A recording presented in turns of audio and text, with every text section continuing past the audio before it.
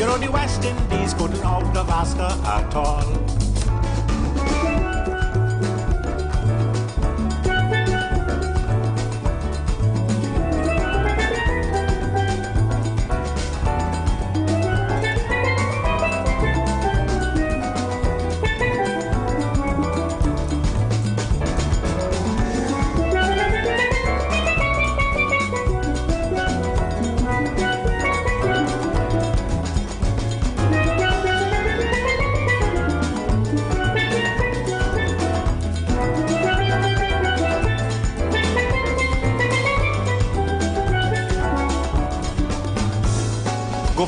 Janjurani, Solka Abidali, Dilip Sadesai and Vishwanath. They make West Indies bowlers look like second-raters when those fellows came out here to bat. West Indies tried holder and keep voice. They had no other choice. They who tried with Newton Dow, but a short of the sorry they bring him now. It was Gavaskar, the real master. Just like a wall, we couldn't longer Vasca at all, not at all. You know the West Indies couldn't longer Vasca at all.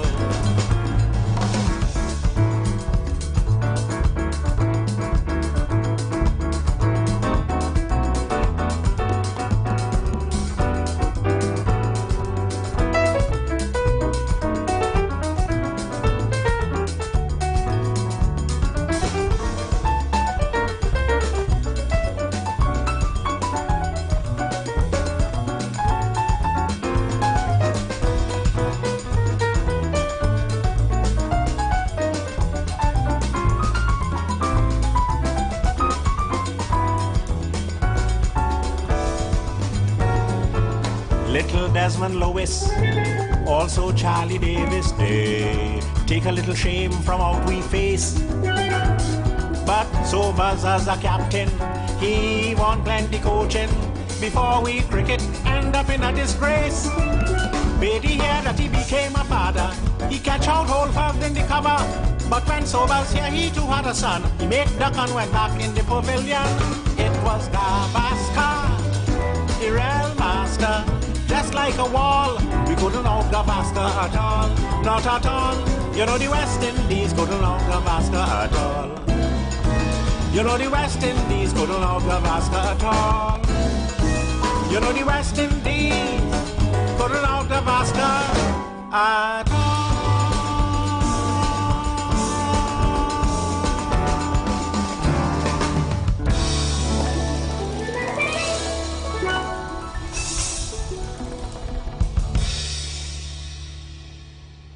Good afternoon, ladies and gentlemen. Good afternoon, listeners to this wonderful radio station. Those of you listening to us wherever you are, far and abroad.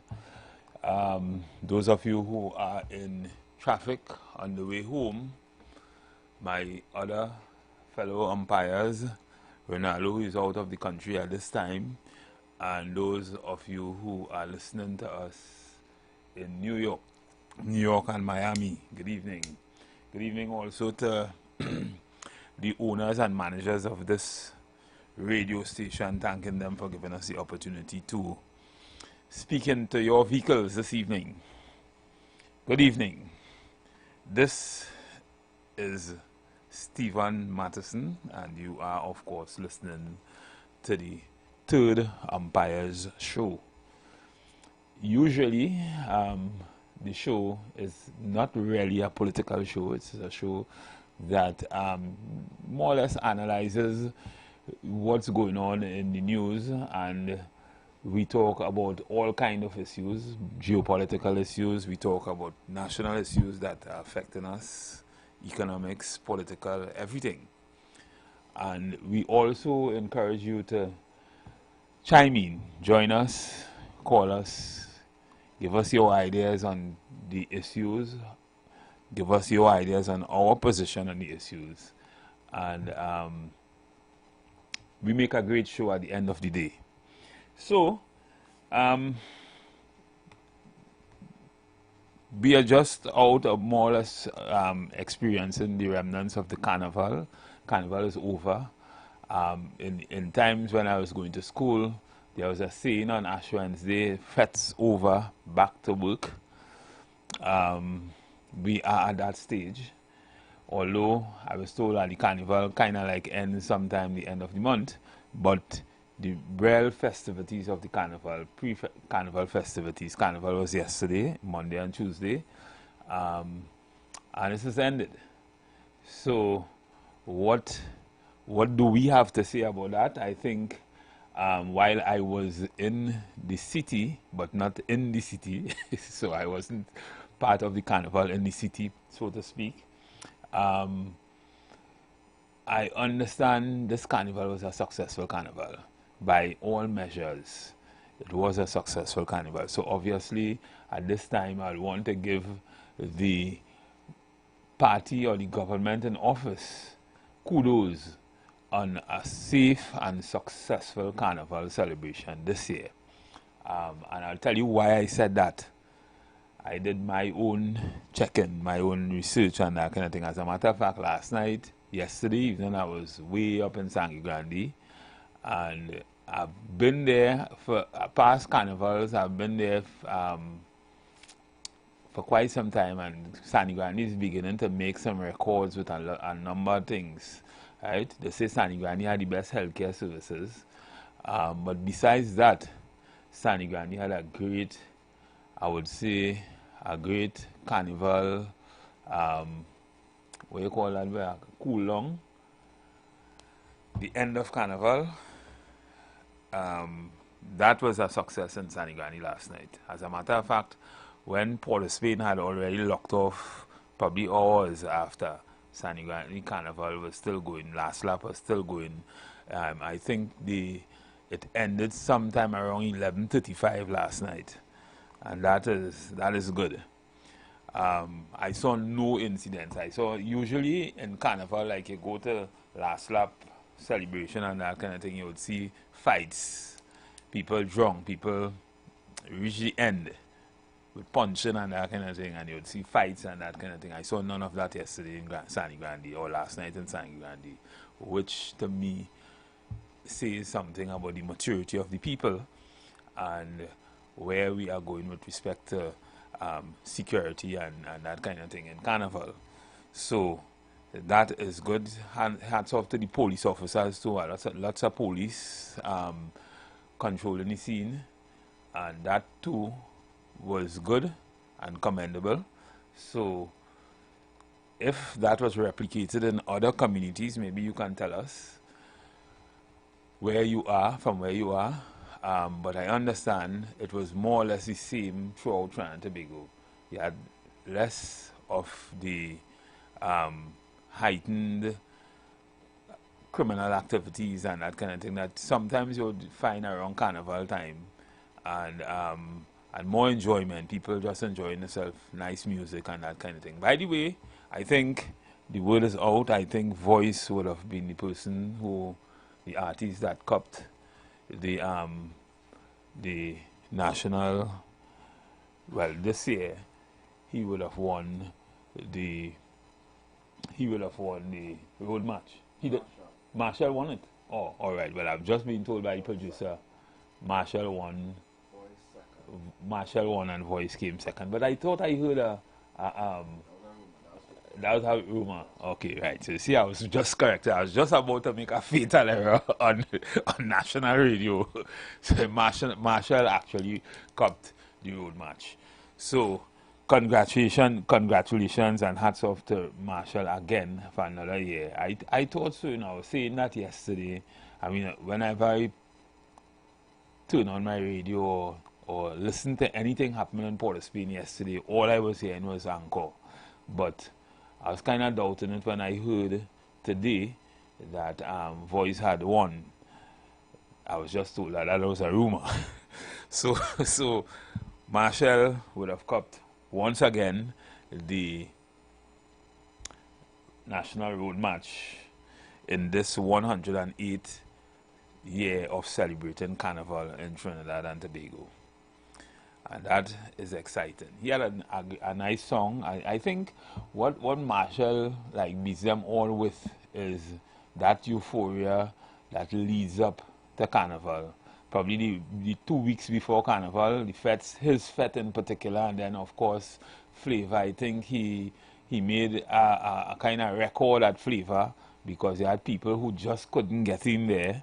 And again, I would say hats off to the government because this year you had a record amount of people attending the Savannah to participate and also listen to the soca and the carnival free, and that is something you had to give the government a lot of kudos for.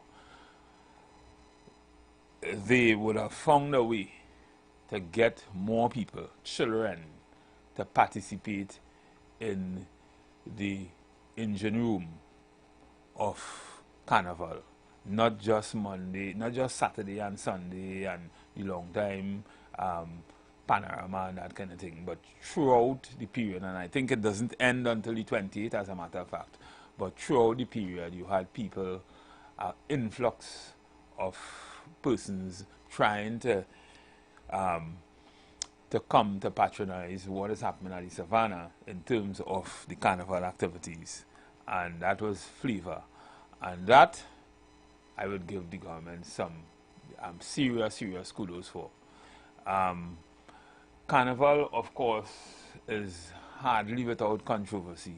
Since I was small, since I know it, we always had some kind of controversy with Carnival. So I understand that there was some problems with some of the hopeful artists who would have sung, one in particular who would have sung a particular song that it is said that it was critical to the government, and it's either mic went off or something like that, and they are saying that that was planned, or that was something designed for the gentleman not to win, that kind of thing. These things happen in Carnival all the time. These things happen in music all the time. So I cannot say whether or not I will not be one of those who say that it was planned. I don't follow these things in that kind of way. So I wouldn't really say it was something designed to make the man not win. But those who would have won and those who would have lost, if you will listen to this program sometime last week before, we were talking about the competition element in this and how it is destroying the art form to a large extent.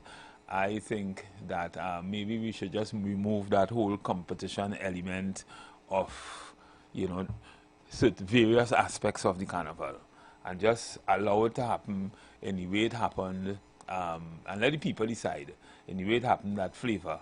So I think that was a good pivot for the government of Trinidad and Tobago, and it is something we look forward to. I particularly look forward to seeing some major changes in that area, to me, in that area, and in the future of Carnival. I would have listened, I would have read the opposition leader's position on what the Prime Minister had to say about CAISO and that kind of thing. And while I agree with her to some extent, what we see happened, or what happened, the doubts and the confusion and the controversy that takes place, or that took place this year to some extent with some of the judges and judging and thing, is nothing different from what happened in the years under the PNM also, right? It happens all the time, ladies and gentlemen. There's nothing strange about it. It always happens. Somebody always have to say something, or some doubt, or some conspiracy theory, or something. And I would even say it's part of the culture, it's part of Carnival too. So from since the days at Chalk Dust and those guys and thing, I mean, we always had that in the Carnival. So I think it was very well organized this year. I think that certainly people who participate in the activities, people who participate in the offerings of Carnival, the food, the everything, all those persons, nobody could say that they didn't feel like they were left out. They made a lot of money. A lot of money was made, especially for any savannah like flavor and that kind of things. People made money. So things happened.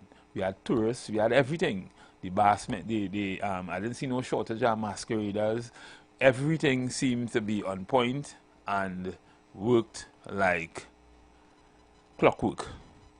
And that I would give the government and the organizers of Carnival kudos for. Outside of that, you had some crime taking place. You had probably a few murders, and one is always too much. So I wouldn't even try to trivialize murders. It is still happening, and we still have to do something about it. But it boils down to you and I, the people. We have to find a way to deal with it in a certain kind of way, right? I see the police start promoting, if you see something, say something, and that kind of thing. We had to start kind of like get into that kind of culture, because that is what will save us. We see something, say something. Don't be afraid to say something, because if you don't say something, at some point in time somebody will say nothing when it's taking place with you. So all these are things that will help change the tide or the course of time in relation to crime and how we move to the next level. That being said, we still seem to have a downward trajectory where crime is concerned. It is not as raging as it was previously, and even without the state of emergency, and that is also commendable. I don't know what they are doing, but we just have to keep it in a safe place. The police have to do what the police have to do, and we have to start, the citizens, the police have to do the work in ways that will, the citizens will build back confidence in the police, because certainly there have been things that would have happened in the last few weeks or so that would have put the police in a position where people have lost or have continued to lose confidence in them. So to me, from what I saw, what I've seen with Carnival this year and the police and the activities and things, I think the police performed incredibly well. I didn't see any major abuse. You know, sometimes the way police handle situations left a lot to be desired. I didn't see much of that this year. And so I would say that the police probably is getting the right kind of training or the right kind of counseling to be able to deal with the public in the way they should deal with the public, and that too is commendable, right? Outside of that, I'm still seeing in the news, I find there's a lot of suicide and attempted suicide and that kind of thing. I don't know what's causing that, but probably in the last 2-3 days, you had 2 women who attempted to kill. One of them a nurse, by the way, attempted to kill herself in somewhere down south side, and I saw there was a situation where a lady hanged herself up in the east, and I mean something must be taking place, something probably in the breeze that is happening that is causing people to want to take their lives. I've been told from reading reading about the incidents, there seem to be like domestic issues, and the 2 attempted suicide, the nurse and the other person, they seem to be domestic issues. But you know, people just need to, you just need to know when people are about to go over the edge and try to save them. So most people would say women are sometimes the weaker partner in that is not necessarily so, but they are certainly a lot more emotional And around this time, you just have all kind of issues. All kind of issues, especially if you go to fets like Stink and Dirty and them kind of fet, all kind of issues just emanate out of that. So, clearly, you will have issues, domestic issues arising sometimes, and it is something we have to, as a society, we have to be able to deal with. That being said, ladies and gentlemen, we'll be going for a break shortly. And when we come back, maybe we should discuss some aspects of the carnival that you think we can promote in ways that could develop Trinidad and Tobago in a different kind of way. Excessive drinking, that has always been a part of carnival. Some people just don't know when to stop. I don't know. They don't have an off button. So they will just drink and drink and drink until they don't know themselves again. And then they sit down on the side of the road, or they lie down on the side. I don't know how that has happened, but it happens. Some persons have in some way introduced drugs into the festivities. I mean, hard drugs and things, people taking popping pills, and women in particular popping pills and things. I don't know how that benefits you, how it make you feel. I wouldn't know. I've never done it, but we need to check ourselves, and those things are seriously harmful to you and your loved ones. You should probably desist from using those kind of drugs. So, in the next hour, coming up shortly after the short break, we go to pay some bills shortly, and in the next hour we will go into the issue of carnival and how it benefited Trinidad and Tobago in this particular season, and what we could probably do better the next time around. As I said, the controversy, we will not be able to get away from that. On the next side of the hour, we will discuss some of those. You got bills to pay, and so do we. Let's go pay some bills on the street 919 FM.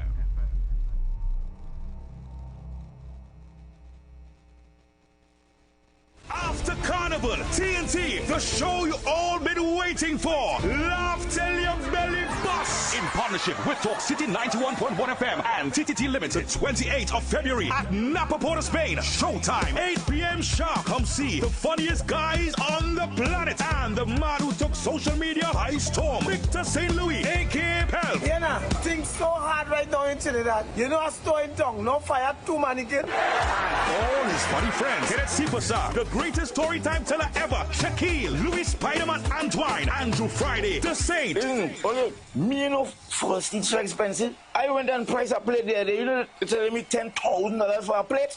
I say, oh, there are no sauces. And Paniska is back. Stop it, honey. Don't bring out the dog in me, you know. I better scrape you. Meow. Get those tickets now. Ronnie and Caro, Mascot, Maraval Road, Port of Spain, Bruce Bar, St. Augustine, and IslandEtickets.com. For ticket hotlines, call 278-5892, 316-0814, 382-9986. Laugh till your belly busts. One night, infinite memories. On Thursday, February 19th, the legends and the future legends of Calypso meet on one stage at Napa. Showtime 7 p.m. sharp. Feel the power of Sugar Aloes and Gypsy, the energy of Sherwayne Winchester and Young Brother, the passion of Tazea O'Connor and Chuck Gordon. Get ready for Dwayne O'Connor, Devon Sear, Lady Adana, Ainsley King, Nicholas Lucas, Rondell Donald, Sheldon Reed, Lil Bits, Zachary Ransom, and Slim Douglas, and Terry Lyle. All backed by Oral Rodriguez and the Razor Sharp Band. Hosted by Sonny Bling and Damon Melville, celebrating the legacy of Baron. The Baron.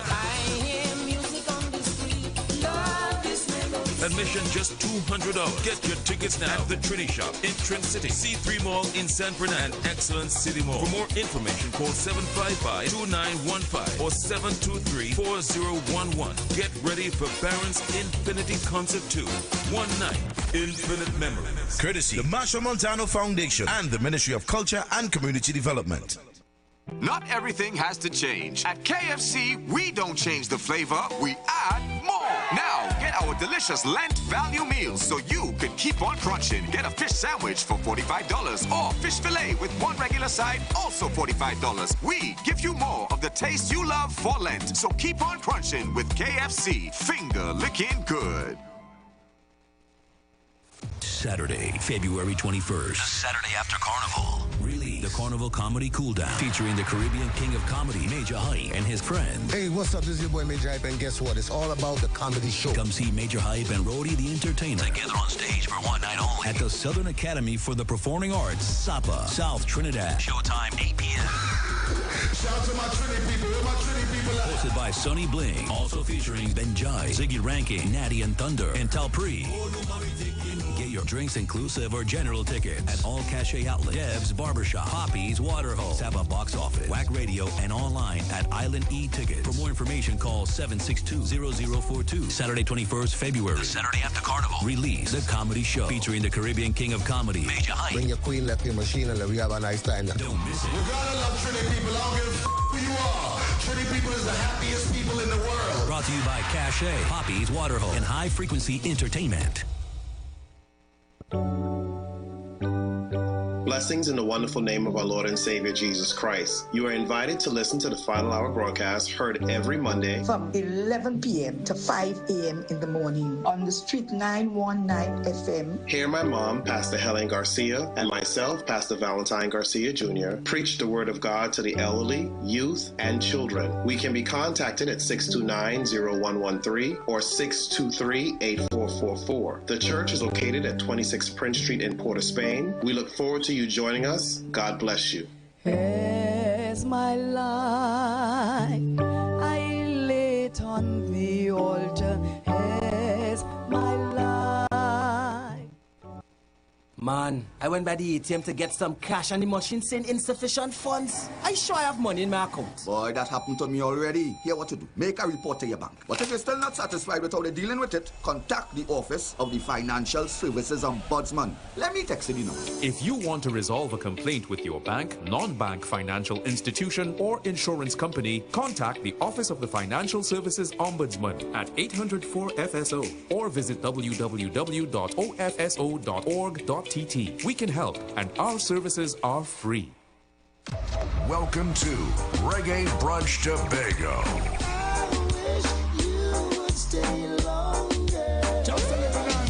Sunday, 22nd February, from 10 a.m. to 4 p.m. at the Vibes Event Space, featuring the best in old school dancehall and conscious reggae music. Reggae Brunch Tobago. Dress floral for the food inclusive. Bring your coolers event you do not want to miss. With breakfast, lunch, snacks, and for dessert, one of the sweetest voices in TNT. Reggae Brunch Tobago, welcome, Ja Melody. Ja Melody. Tickets available exclusively at Cachet Nationwide, La Cantina Crown Point, Nejon's Bar on the Esplanade Scarborough, Queens 300 and Kings 350. Powered by 420 The Rebel, Campari, and Reggae on the Radio. Share the live. Share the live. The Street 919 FM on Facebook and Instagram. Share the live. Iowa George on Instagram. Share the live. Iowa TV and Street TV on YouTube. Share the live. The Street 919 FM. Yes, listeners, I am back, and I want to engage you this evening in this second hour with a discussion. I think maybe should be a national discussion, and should be a discussion that we should probably have at some point in time. I know we touched on it to some extent before, but I wanted to hear what you have to say, and because there are some things about it that concerns me. Now I'm going to say what I have to say without saying what the Prime Minister would have said about Calypso and what the opposition leader would have said in her response. But to say that for the, I'm not too sure when actually the Calypso Monarch started, what year it started, but I know Calypso Carnival has been with us for about 108 years now. And to mark some of the carnival, there's usually the competitions like Panorama, the Monarch in particular. I remember as a young man growing up, the Monarch used to be a big thing, Carnival Sunday night, you know. Everybody huddled around the television to watch and, you know, betting on who will win and, you know, that kind of thing. Very, very, very nice and creative calypsos came out over the years, and they built Trinidad and Tobago's culture to a large extent until sometime in the 80s when we had Shorty, Rash Shorty, and he was dubbed the he changed everything to soca. So you had soca coming in, and then you had that kind of infusion of a different kind of storytelling to, you know, more what we call soca now today. But the art form remained, and calypso remained part of the art form, and we still had the Calypso Monarch and that big competition every year. Some people don't pay much attention to it, but some people, the more seniors among us, they still see that as something that kind of mirrors what's going on in society, what's going on in the news, what's going on with government, the likes and the dislikes and that kind of thing. To a large extent, in a very creative way, it mirrors that. And it is a competition for which the state pays and a handsome reward for those who win that competition. Some would say that what the state mirrors, what the state want to hear is what will win the competition. Some would say, some believe that it should be a competition judged by neutral parties, and there should be no interference. And I'm sure the organizer will say that there has never been interference. Judges are given a rubric, and they will judge according to the rubric. But every individual judge will have his own idea as to how the scores, what he hear and what the score mean to him. So one might give a particular area a 10, one might give it a 6, one might give it a 8, you know. It depends on your own reality as a judge. What do you have to say about that, and how does that in a significant way affect the judging, and not just the judging, but the ensuing controversy that comes out of Carnival every single year? Not just with the Monarch, but other thing with Pan too. You hear the same thing in Pan, although I feel All Stars really win that. I don't think, from the time I hear All Stars in the prelims, I don't think nobody could have beaten All Stars. But I want to hear from you. Do you think that this Calypso Monarch competition is representing Trinidad and Tobago in the way you think we should be represented going forward? And what if no, what do you think we can do with the carnival in that particular area to change the reality? Because Calypso tell a story, and to a large extent it mirrors what's going on in society. To a large extent, how you see it, everybody don't see it the same way. You see it based on your own realities, but there seems to be a lot of controversy, and usually each one of them will say, depending on who's in office, they will have their say about it. To a large extent, this year the songs that won were kind of neutral songs to me, that said less about the politics and what's going on in the country than the ones that didn't make it through. But I knew some very good one also that give a very good description or ask some questions in relation to the governance and the state of the economy and, you know, all that kind of thing. What do we want to hear, and what do we feel? What are your opinion? What do you feel should be the kind of songs that should win the Soca Monarch, the Kaiso Monarch? So the lines are open. It's 3420081 and 4665391. Certainly you can call.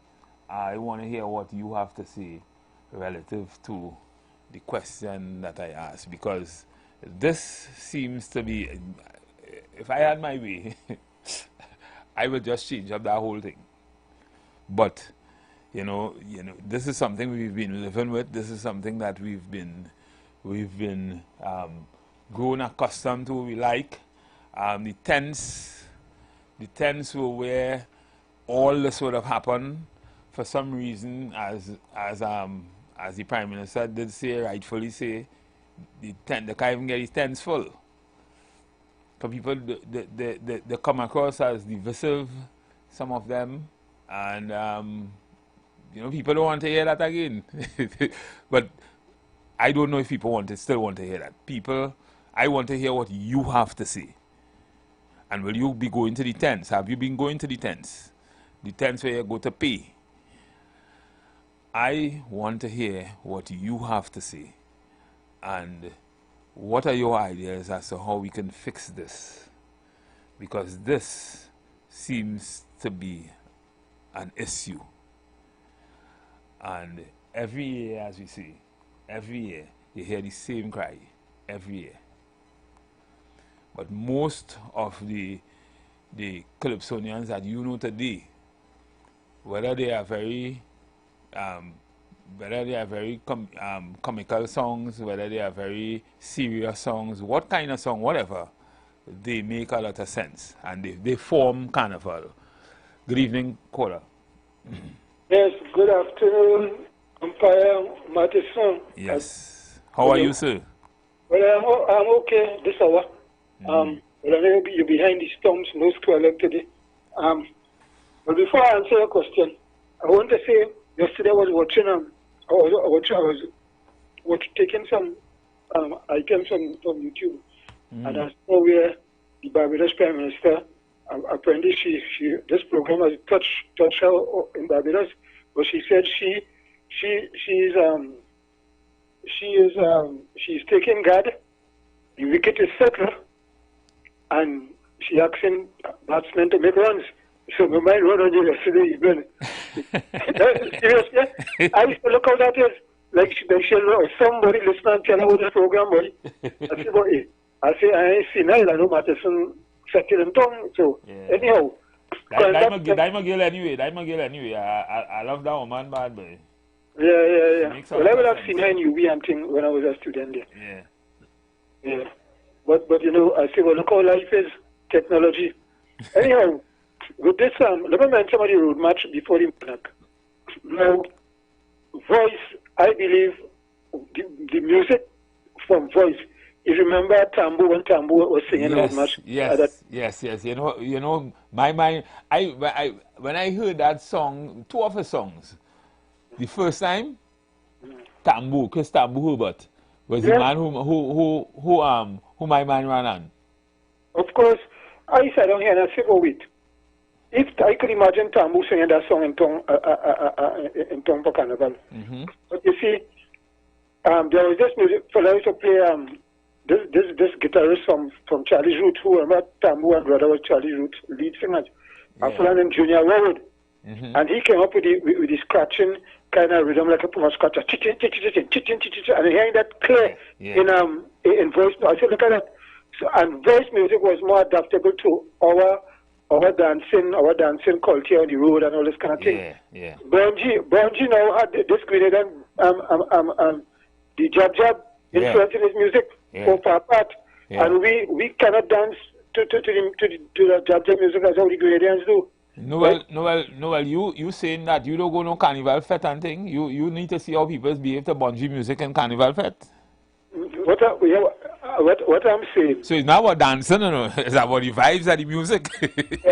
Yeah, but what I'm saying is because of the influence of the Grenadian music, right? On Trinidad now, this jab music, right?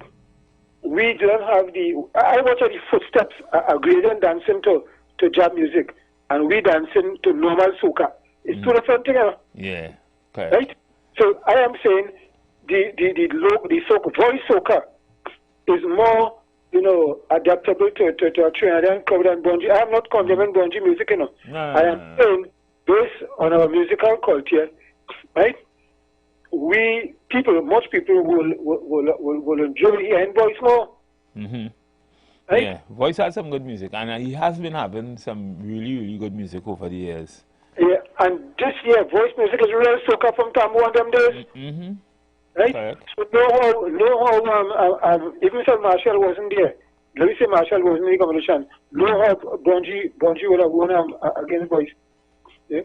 I don't have to win a party to see that. I follow Caribbean cultures too. But what do you think about the question that I asked, boy? All right. The question is, we have to look whether we should continue this Calypso Monarch thing. Because this Calypso Monarch is in controversy from since Sparrow and them days. Yeah. I remember that. Chuck Dust and all of them fellas and them. I mean, that was always a controversial thing. Even before Chuck Dust. Because when when Burma went, I think in 1964, right? Sparrow didn't like that.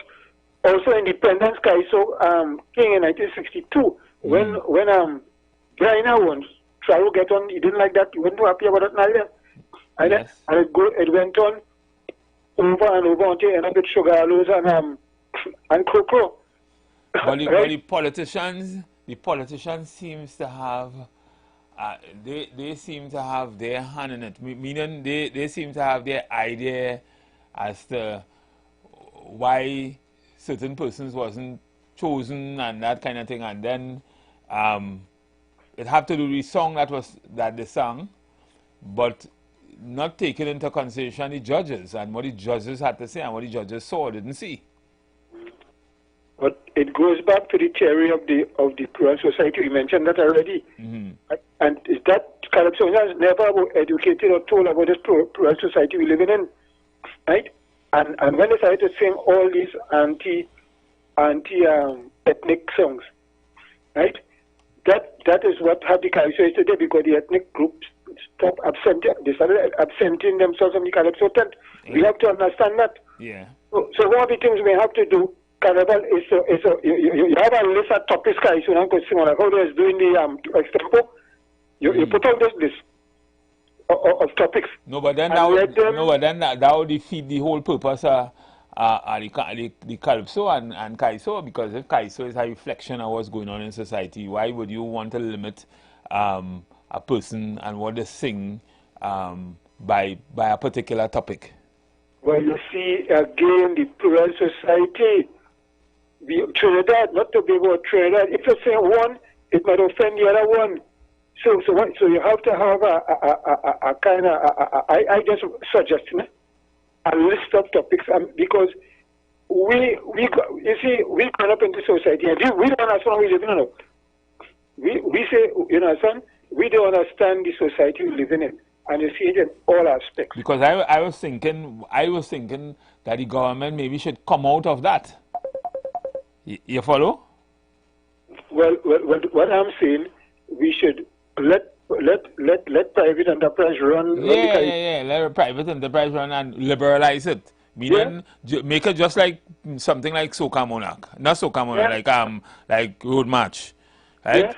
Who more popular? Win it. I mean, if you want to at least give somebody something for the song, but once the government in it and the government have to pay for it, then it will be easy to say that the government had a hand on the thumb on the scale. Yeah. Because Calypso, again, is like politics, is a very adversarial kind of Calypso is a very adversarial art with this competition aspect in it. Because everybody feel they should win. Correct. And everybody have the population have the particular Calypsonian, and once that Calypsonian end win or end place in their favor, you know, they're saying robbery, right? Right? So it's a very complex thing. But once it stays in the format how it is, we always end up with the end product what we have now. Bacchanal and more bacchanal and more bacchanal. Yeah, it seems so, because that's one thing that I kind of like detest about Carnival, boy. Yeah. This bacchanal, this controversy, this back and forth with results and that kind of thing after Carnival. Yeah. It really is amazing. I think Marshall, I mean, some people don't like Marshall, but the thing is, Marshall has become a very good marketing expert. Because what Marshall do, like the week of Carnival, he has his show Monday, and then after, and that kind of rumps up everything, and he understand the beat and the feel of the people. He know what happens on Carnival Monday and Tuesday on the road, and his music, whatever he sings, right? Whatever he sings, I mean, you just can't beat him. Because yeah, well, Marshall travel outside and alluding to it. It's that kind of euphoria, you know. People just want to go mad when they hear music on the road on Monday and Tuesday. Yeah, Marshall is a traveling man. Exactly. The ambassador for Kaiso here, and Marshall learning as he grew. Well, in his younger days, he learned, so he was able to put a proper package to how to win crowds and all this kind of thing. Right? Right? Jimmy Cliff and them travel and learn.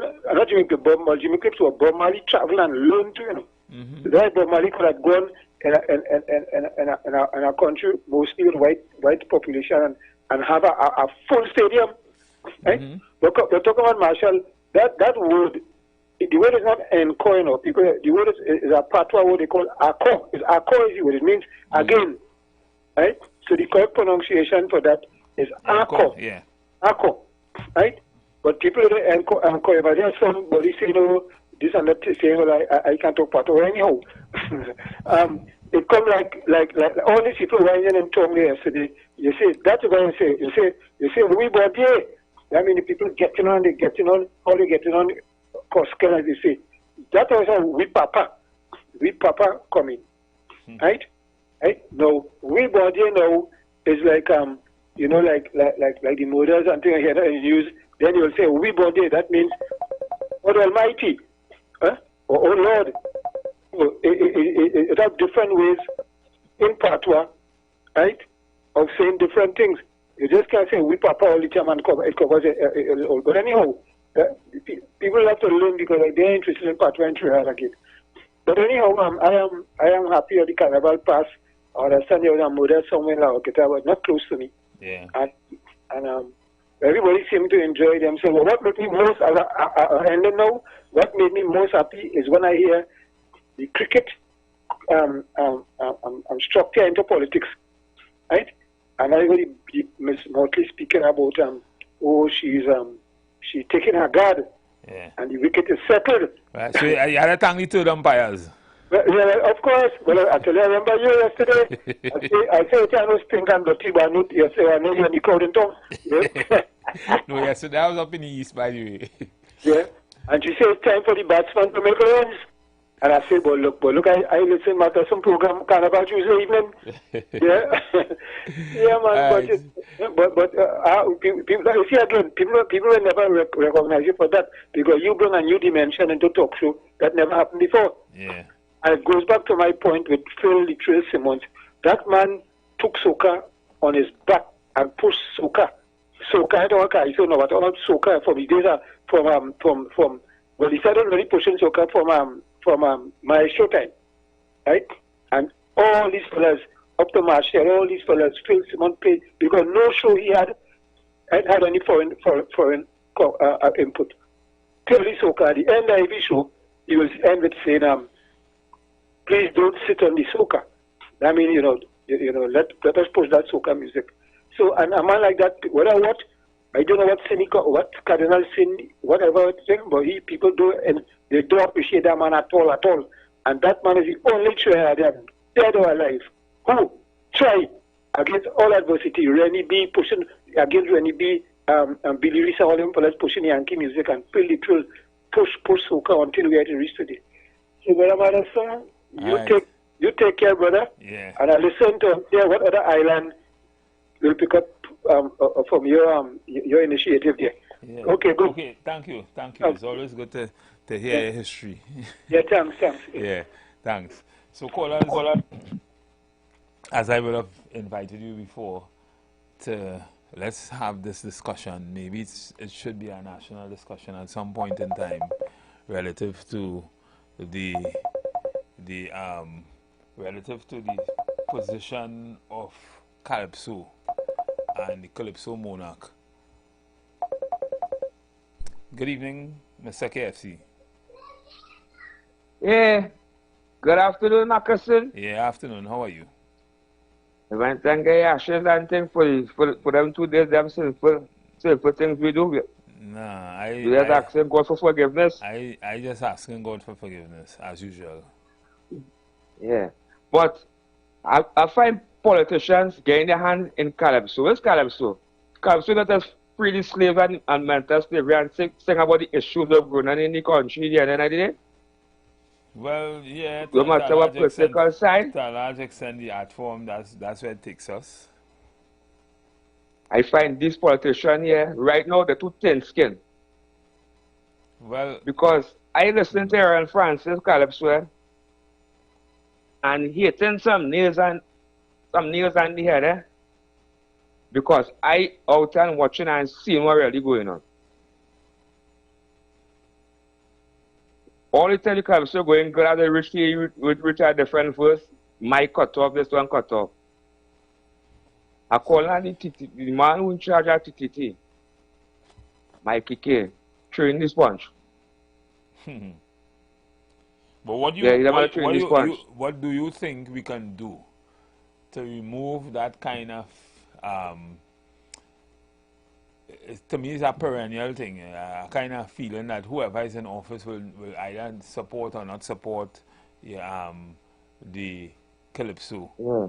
What do you think as a country? Well, both sides, UNC and PNM, them are the Calypsonians. What do you think I feel I should go to what do you think as a country we can do to solve that problem?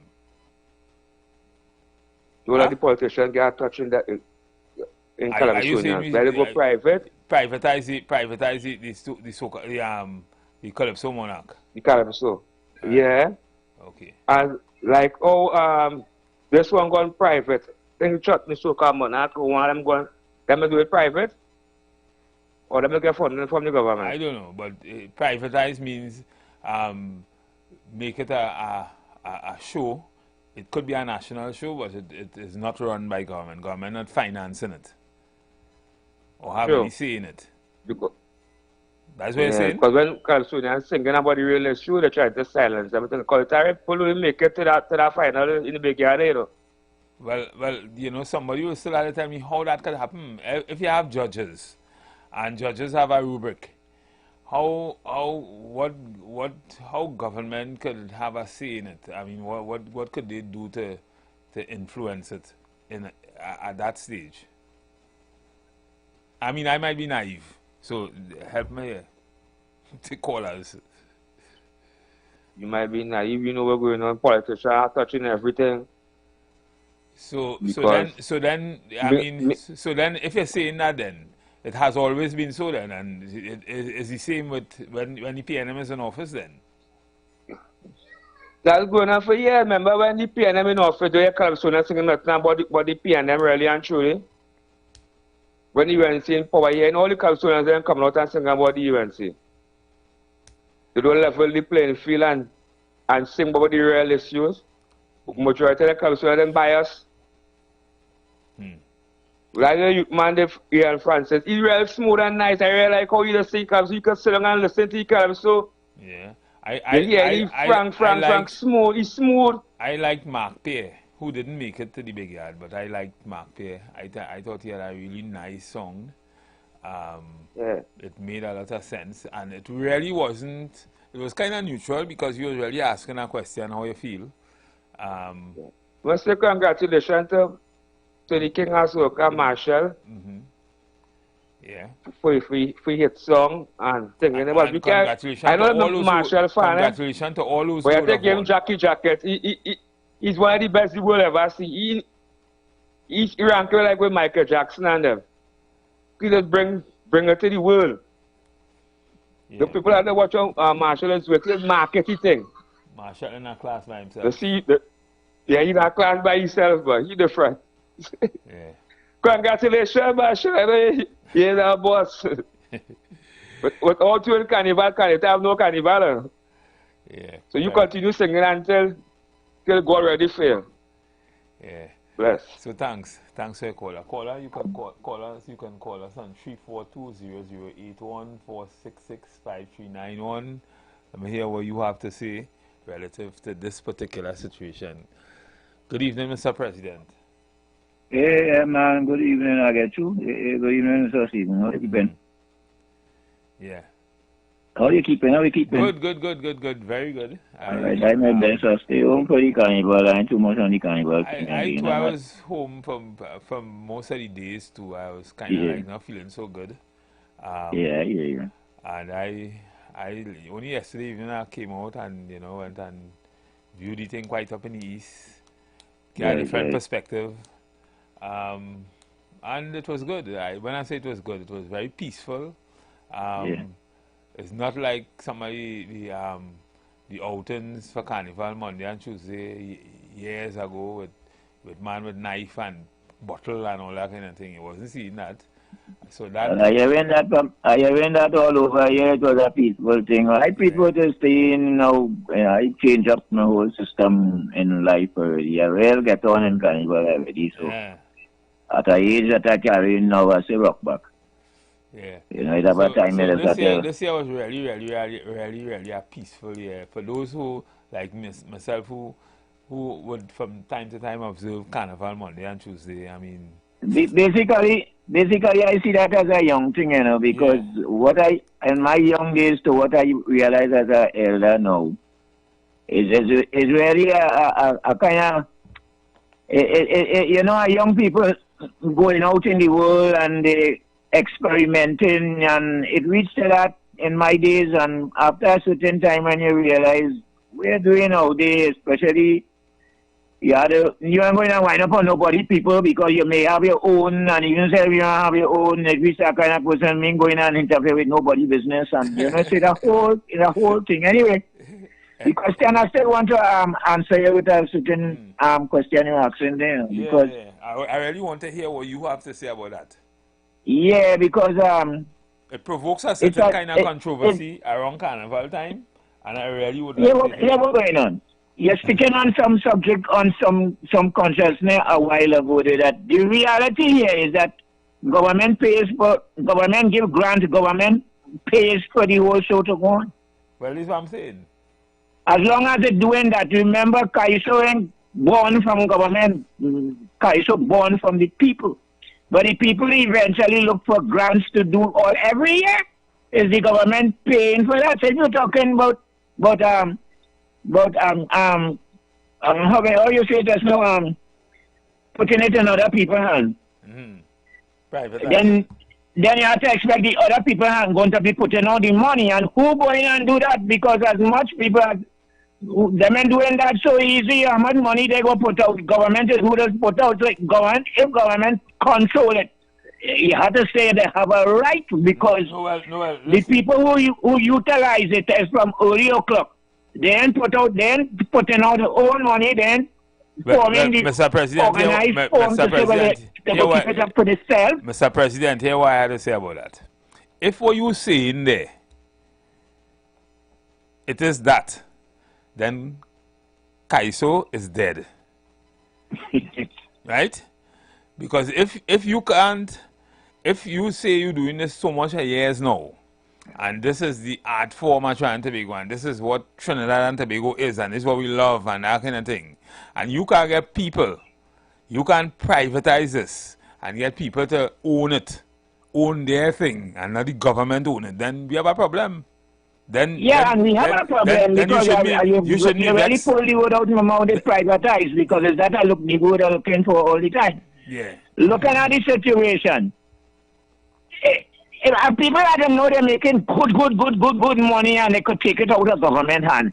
And then the people who will still asking the people who will be making money, it's going to be some sort of capitalist. Then the people who really making the mass and enjoying the thing from below, who really start like the pan men and all kind of thing, it's going to always be a problem. You see, as long as the society don't form organization to handle their own affairs and they have to go to government, government is a cheat. Government is thief. Look the way. Look the way where we used to have the way. They bring the way to a playway. Now, when the government take that playway, them put all kind of gamble. They're making all kind of money on all different kind of gamble. That money real big because people don't win that games and them so. Who win. Who lost. When you do win a little piece of thing, you satisfy, you say, oh, God, I win. But how much you lost before you win? Government making real money up. Government is thief. So jump high, jump low. This is a thieving thing that's going on. They're putting out money and they're making real money of this year. They make this government make good money because everybody appreciated and went behind the carnival like so, according to what I'm hearing. They kind of like UNC, so they go with UNC and give it, UNC put out. They update the thing, they show it, so they want money inside. Everything the UNC want money from is taxes, everything. But they say they have to pay bills. I didn't really see UNC, you know, why so is good initiative by the government, and that's UNC with the government. I ain't talking UNC PNM here. They're talking basically that the truth is the truth. The truth is the truth. UNC decide their government, they're showing up. Look right now, look at another thing too. You see, we have to talk real talk. People doesn't look at the common sense thing. Look this thing with the immigrants. Simple, just so. They decide to make immigrants legal in whatever respect they do it, how much degree of it. But on the end of it, them going to be votes. They're going to be votes for the next election. I just listen good and hear, you know, people talking and hearing realize what it is saying and doing it. So, this government doing what they have to do. I say so, we put them there, eventually we put out whoever to put out because... So, Mr. President, we're going for a short break. So, jump high, jump low. We're going for a short break to pay some bills. All right, well, I can go there before I go down with you. Royal Castle, our culture, our taste. Lent is here, and the castle is making fasting easy and tasty. Come enjoy any of our 5 delicious fish options, all made with a fresh catch, seasoned local style, and cooked to golden perfection. Try the fish meal. 2 slices of fish with a side. The fish combo. 2 slices of fish, 1 side, and a drink. Maybe the fish sandwich combo of 1 sandwich, a side, and a drink. Want more fish? Well, the Royal Fish Meal is for you. Enjoy a slice of fish, a fish sandwich with a side and a drink. Or maybe you just want our famous fish sandwich. The delicious Lenten specials are hot and waiting for you at your nearest Royal Castle. Here's another meal tip from Royal Castle. Going to the beach? Heading to the river? Or perhaps having a get-together at home? Take the hassle out of the line, pop into a Royal Castle, and pick up the Mega Meal. Get 12 tasty pieces of chicken with flavor to the bone, together with 6 regular sides. Mix them up with your choice of fries, coleslaw, potato, or fresh salad, plus and 2-liter soft drink. Let us handle the cooking while you focus on a good time with your crew. So pick up a Mega Meal or 2 from Royal Castle. It's our culture, our taste. Lent is here, and the castle is making fasting easy and tasty.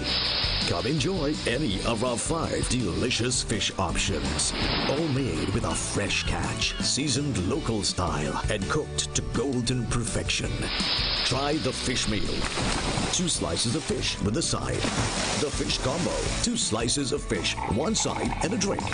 Maybe the fish sandwich combo of 1 sandwich, a side, and a drink.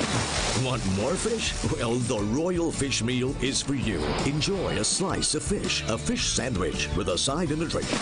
Or maybe you just want our famous fish sandwich. The delicious Lenten specials are hot and waiting for you at your nearest Royal Castle. That tip was brought to you by Royal Castle, our culture, our taste. Yes, ladies and gentlemen, Royal Castle Lenten Specials. Right, so we were discussing before we went on this break, we took this break. I was listening, we were hearing Mr. President, and he was talking about the issue with CAISO. I was saying that if CAISO cannot stand on its own without government, then technically it's dead. Because if the people love Calypso so much, then they should be willing to pay for it, pay and go to a tent and see it, just like you pay to go to a fete for those fete lovers and that kind of thing, who like Voice and Marshall and Bungie.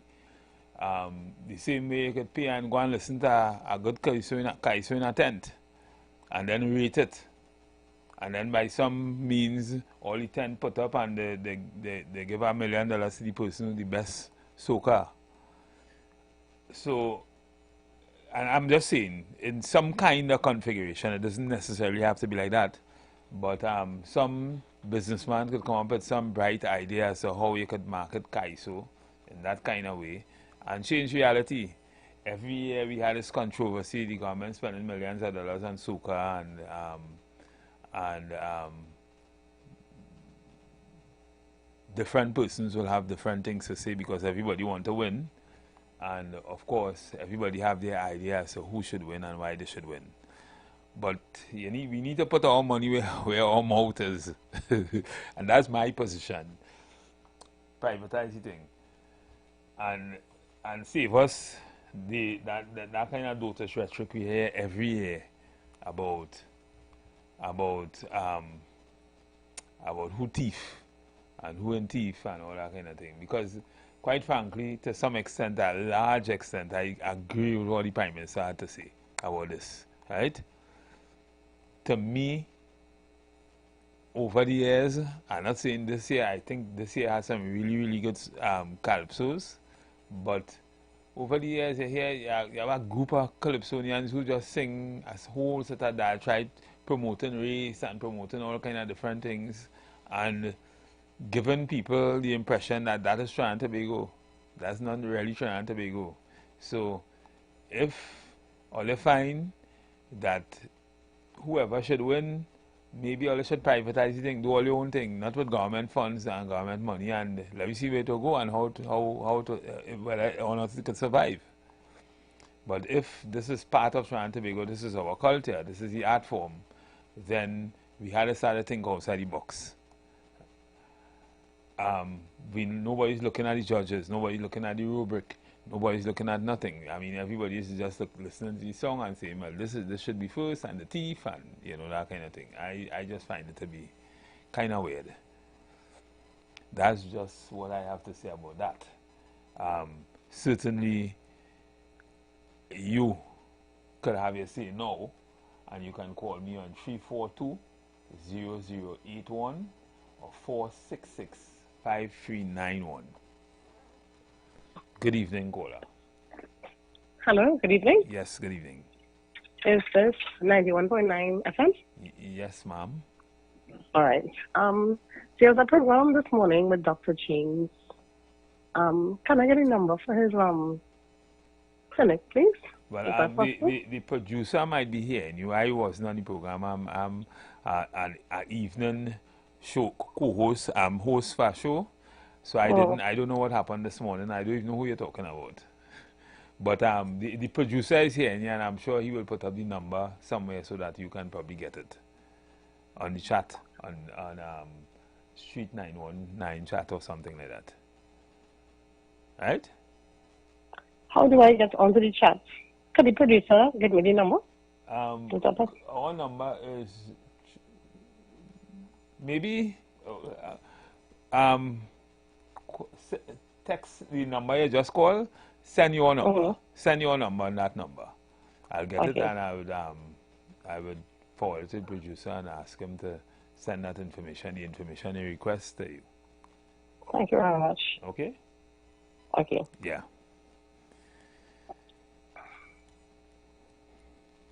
Yeah, so ladies and gentlemen, for those of you who, those of you who have been listening to the conversation, Mr. President, good evening again. Yeah, let me catch you back with something here. Now, it's something I watch into. Everybody doesn't see the same thing, but we have, according to Marshall, soca is the mother, Kaiso is the mother of soca, however you put it. There is a difference. There is a division. The division come because this generation, more or less, from where I come from, I 60-something change, and I just talk as real as whatever my age reach. And what we knew as Calypso, the generation today, not as much as how we had Kaiso, they love Kaiso. They more love the soca. Look at what Bunji Garland is singing. That is not basically the soca we know from long time. It adapts itself into even the raga, even and how it come down. It have a talk Kaiso to measure. It bring down all of that. So the whole thing changed. Look at, and even as I said, Bunji, the young generation like Bunji so much in how he's singing. So they have to realize that there is a change between Calypso and soca. So that put Calypso behind. You're saying that it's an evolution. It's the same culture. It's an evolution. The same messages are in the songs, but it might be a little more catchy, a little more dance to it. Because and together with that, I remember some years ago when copyright something came in. It created an atmosphere with Isonians and then start to look to get the song copyright and so forth that they receive it with people perishing. So everything boiled down in the whole situation. So now you have to look at, because Kaiso not standing up in a bracket together with soca in carnival time. So let me ask you something. Let me just take all one. Okay, you remember Shadow song Poverty is Hell? Yeah. What would you call that? Soca or Kaiso? That basically the Kaiso, that talk what we know as Calypso. And talking the system, talking the events of the that. But when you go at Fetente, they still dance and jam to that? In the same way? Yeah, but it you see it don't carry the revelry of soca. Okay. It don't really carry that revelry, when you on a stage with soca, you see brothers and things, from again, they up and down speed, because thing, water like Iowa. When water, we did something, so it don't carry that. But what I'm saying to is that we have reached a time where not dividing it, but putting it in a time, something like how the school surrounders have the Kaiso show. Well, the big ones having the Kaiso show and able to awards and all kind of things. It need updating, it need cleaning in it to help it. Together with you remember my song Brigo sing a time, boy? It's a bad thing when a man want more than one wife. This will be a man here take my life. All of that is Kaiso. A voodoo man tell me they have a name in the cemetery. They put my family against me. So. Yeah, you're not getting the generation today, the love with the singing a different form of Kaiso. So just the same the form changed. So you should change into uplifting it to in a different form. So when you're talking about privatizing, it is good.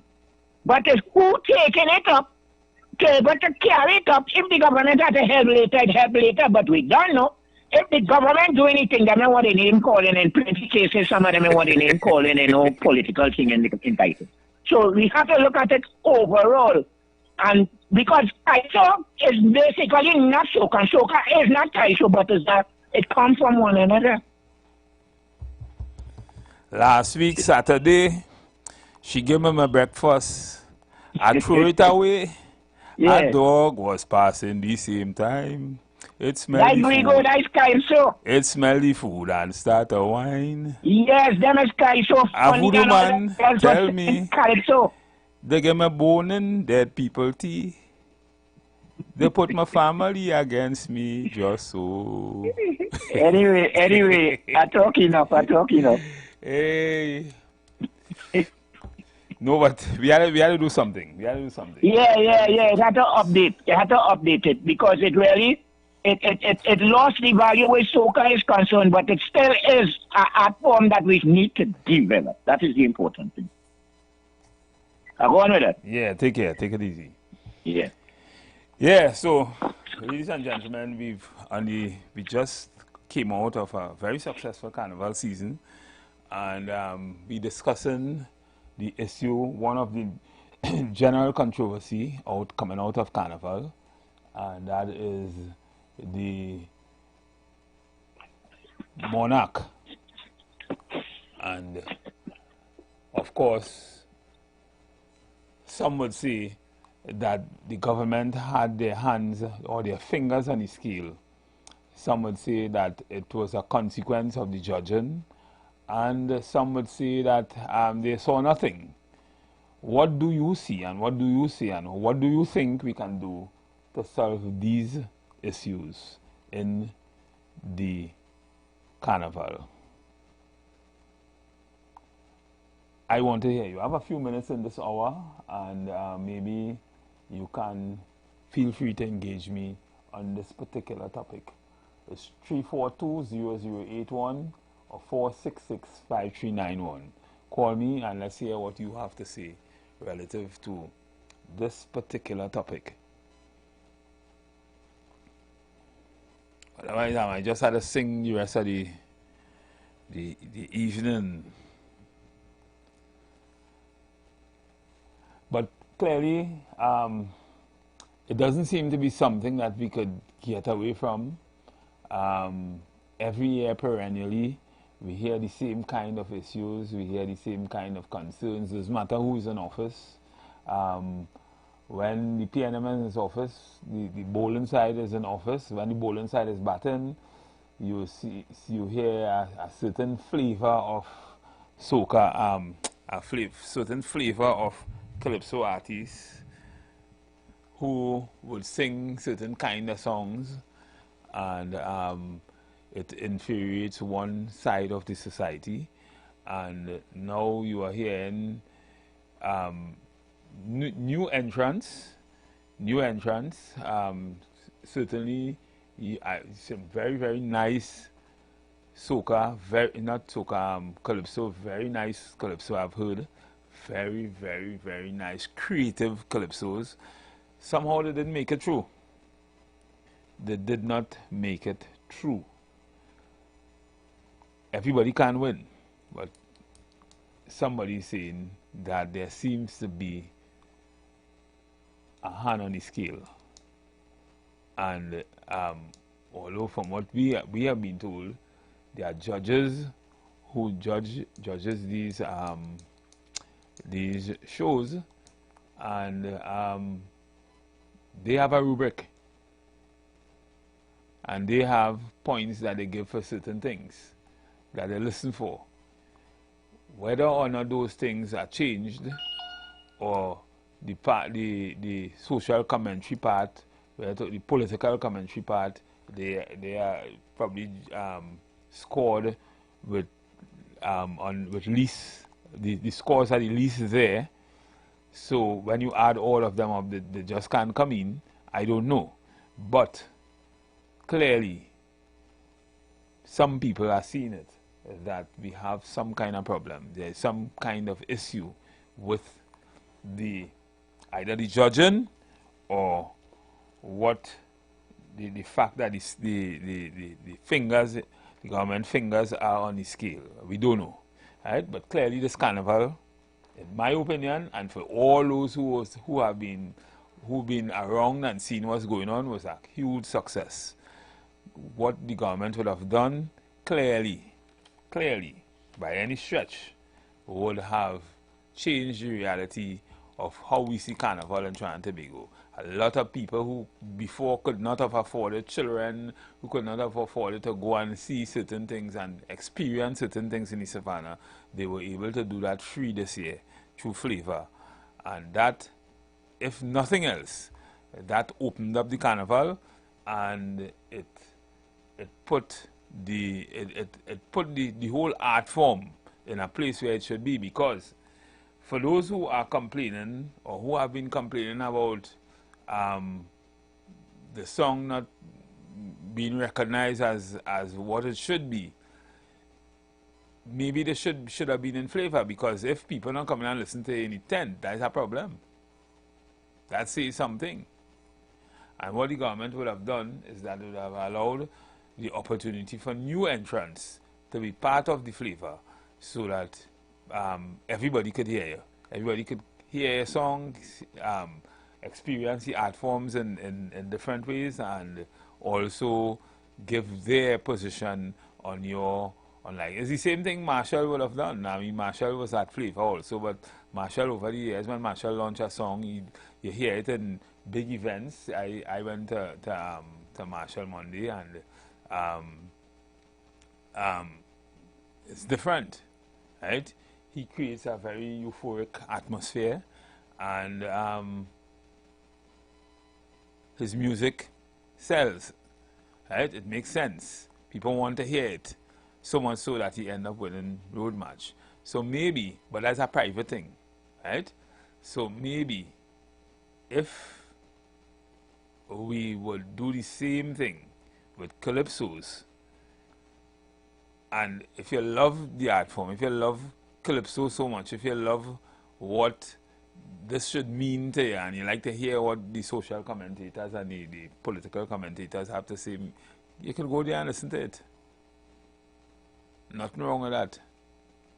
But I would like to hear what you have to say, maybe on the other side of the hour, because we are going for a break now. And when we come back, we may be discussing something probably a little different. Keep that in mind. And if you choose to, on the other side of the hour, to call, to have that discussion, to talk about what we were talking about in the last 2 hours, you can feel free to come in, call, and join us. Right?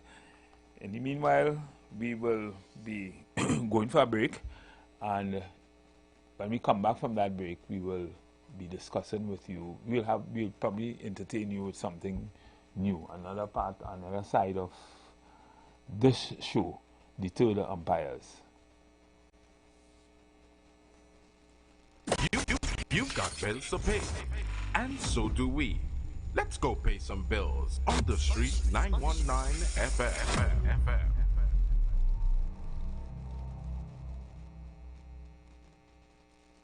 Boy, I got in an accident a while ago. I was in traffic and my car get bounced from behind. Well, then they're wrong. Yeah. Well, the insurance company go fix it up. Fix up? Huh? I make my claim the next day. And up to now, I can't hear from the insurance company. I need my car fixed. Look, you better go to the Financial Services Ombudsman. I'm sure they can help. Yeah, I'm going to check them now. To resolve a complaint with your insurance company, bank, or non-bank financial institution, contact the Office of the Financial Services Ombudsman at 800-4FSO or visit www.ofso.org.tt. We can help, and our services are free. Not everything has to change. At KFC, we don't change the flavor, we add more. Now, get our delicious Lent value meals so you can keep on crunching. Get a fish sandwich for $45 or fish fillet with one regular side, also $45. We give you more of the taste you love for Lent. So keep on crunching with KFC. Finger licking good. One night, infinite memories. On Thursday, February 19th, the legends and the future legends of Calypso meet on one stage at Napa. Showtime 7 p.m. sharp. Feel the power of Sugar Aloes and Gypsy, the energy of Sherwayne Winchester and Young Brother, the passion of Tazea O'Connor and Chuck Gordon. Get ready for Dwayne O'Connor, Devon Seal, Lady Adana, Ainsley King, Nicholas Lucas, Rondell Donald, Sheldon Reed, Lil Bits, Zachary Ransom, Anselm Douglas, and Terry Lyle. All backed by Oral Rodriguez and the Razor Sharp Band. Hosted by Sonny Bling and Damon Melville. Celebrating the legacy of Baron. The Baron. Admission just $200. Get your tickets now at the Trinity Shop in Trin City, C3 Mall in San Fernando, and Excellence City Mall. For more information, call 755-2915 or 723-4011. Get ready for Barron's Infinity Concert 2. One night, infinite memories. Courtesy the Marshall Montano Foundation and the Ministry of Culture and Community Development. After Carnival, TNT, the show you all been waiting for. Laugh till your belly busts. In partnership with Talk City 91.1 FM and TTT Limited, 28th of February at Napa, Port of Spain. Showtime, 8 p.m. sharp. Come see the funniest guys on the planet and the man who took social media by storm, Victor St. Louis, a.k.a. Pell. Yeah, nah, things so hard right now in Trinidad. You know a store in town, no fire, 2 mannequins. All his funny friends. Get Sipasa, the greatest story time teller ever. Shaquille, Louis Spider-Man Antoine, Andrew Friday, The Saint. Okay, me you know first it's so expensive. I went and priced a plate there. You know, they're telling me $10,000 for a plate. I say, only I know sauces. And Paniska is back. Stop it, honey. Don't bring out the dog in me, you know. I better scrape you. Get those tickets now. Ronnie and Caro, Mascot, Maraval Road, Port of Spain, Bruce Bar, St. Augustine, and IslandEtickets.com. For ticket hotlines, call 278-5892, 316-0814, 382-9986. Laugh till your belly bust. There's some advice when you hear it. You know one time is good advice. My granny tell me a hot cup of good and natural ginger tea first thing in the morning does wonders for the body. Good and natural ginger tea in its single-size packets is excellent for flavoring your cooking, salads and desserts. But what was news for me is when my granny say a hot cup of good and natural ginger tea helps with nasal congestion and colds, stomach problems, migraine headaches, and it's really good for arthritis in the body. Made from freshly crushed ginger root to get that strong ginger taste and aroma so soothing. Good and natural ginger tea available with or without sugar, so all you need is boiling water to get a cup going. As the old people say, don't take flambeau to see the night what you could see clear in the day. Good and natural ginger tea. Good advice to start your day right. Share the live. Share the live. The Street 919 FM on Facebook and Instagram. Share the live. Iowa George on Instagram. Share the live. Iowa TV and Street TV on YouTube. Share the live. The Street 919 FM. Yes. Listeners, we are back. I am back this evening, and of course, it's just one umpire on the show this evening. And I would certainly want to engage you in whatever discussion we're having. Usually we will talk about the batting side and the bowling side and how the batting side, or the fielding side is doing. But we talk other issues. So at this particular one, I want to engage you with some geopolitics, and maybe I would probably start in the region. We saw that the strikes at sea continues, and a St. Lucian citizen was killed in the latest strike at sea. I think there were 2 strikes in recent times, very recent time, but the last one I think was yesterday or sometime, where a St. Lucian citizen or St. Lucian citizens were killed. 3, I think, were killed on the sea in these strikes. I don't know if what I find to be very, very strange about this is that there's a rule of law, and that applies to the sea also. The penalty for drugs or transporting drugs or using drugs or selling drugs or whatever could never be death.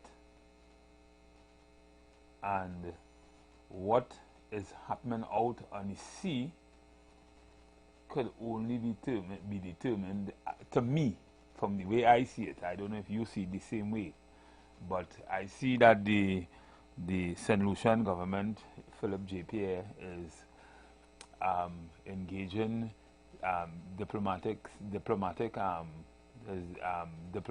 community to deal with, I guess, to question or to in some way address the issue of citizens from his country being killed at sea in the way they are being killed, right? Because one of the things is when you blow up these boats, you're destroying the evidence, you're destroying everything. So how is it that you can say that this is, how is it that you could, if, I wonder if somebody go and do that probably on the east coast of the US, to people fishing or whatever, how that will be treated, how that will be seen, right, to their citizens. But you just killing people just like that, that could never be right, in my opinion. I don't know what you have to say about it, but I was always against it, and I will continue to be against that kind of madness that's going on the sea. Because if you have the strength to blow up a boat like that, then you could interdict the boat too. You could stop the boat and you could arrest the people. If they have drugs, you could take the drugs from them, or you could probably arrest them and bring them to trial or whatever. But you choose not to do that. You choose to kill the people and destroy the evidence. That doesn't make sense to me at all. I don't know if it makes sense to you, but I await to hear what the Prime Minister of St. Lucia have to say about that. Right? I know what our position was in Trinidad and Tobago. What is engaging the attention of the world today is not so much the Russia-Ukraine war as much as what is happening in Iran today. And but before I go there, I would want to talk a little bit about that Russia-Ukraine war, which to a large extent is going to come to an end very, very soon, one way or the other. And I have always said 4 years ago when that war started, when Boris Johnson had the opportunity to allow Ukraine to continue the deal that they themselves wanted to accept. I think it was kind of like evil to not to do that, because how could you think you will, if you destroy Russia in the way you was thinking you could have through using Ukraine as a proxy, then you would have ended the world. It would have ended a world war, right? It would have ended a nuclear war, and any sensible person will tell you that it had no way Ukraine could have won that war without everybody in the world dying, without it escalating into a nuclear war.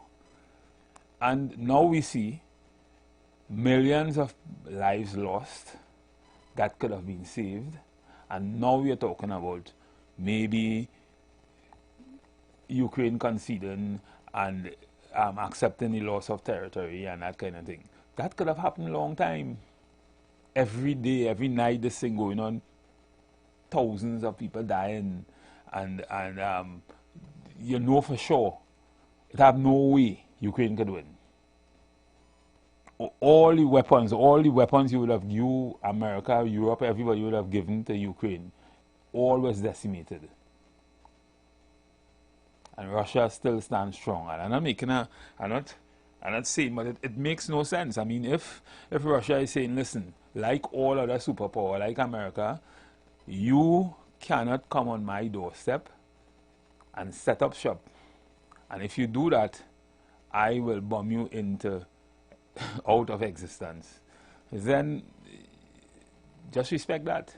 It's the same thing America doing. It's the same thing America does all the time, right?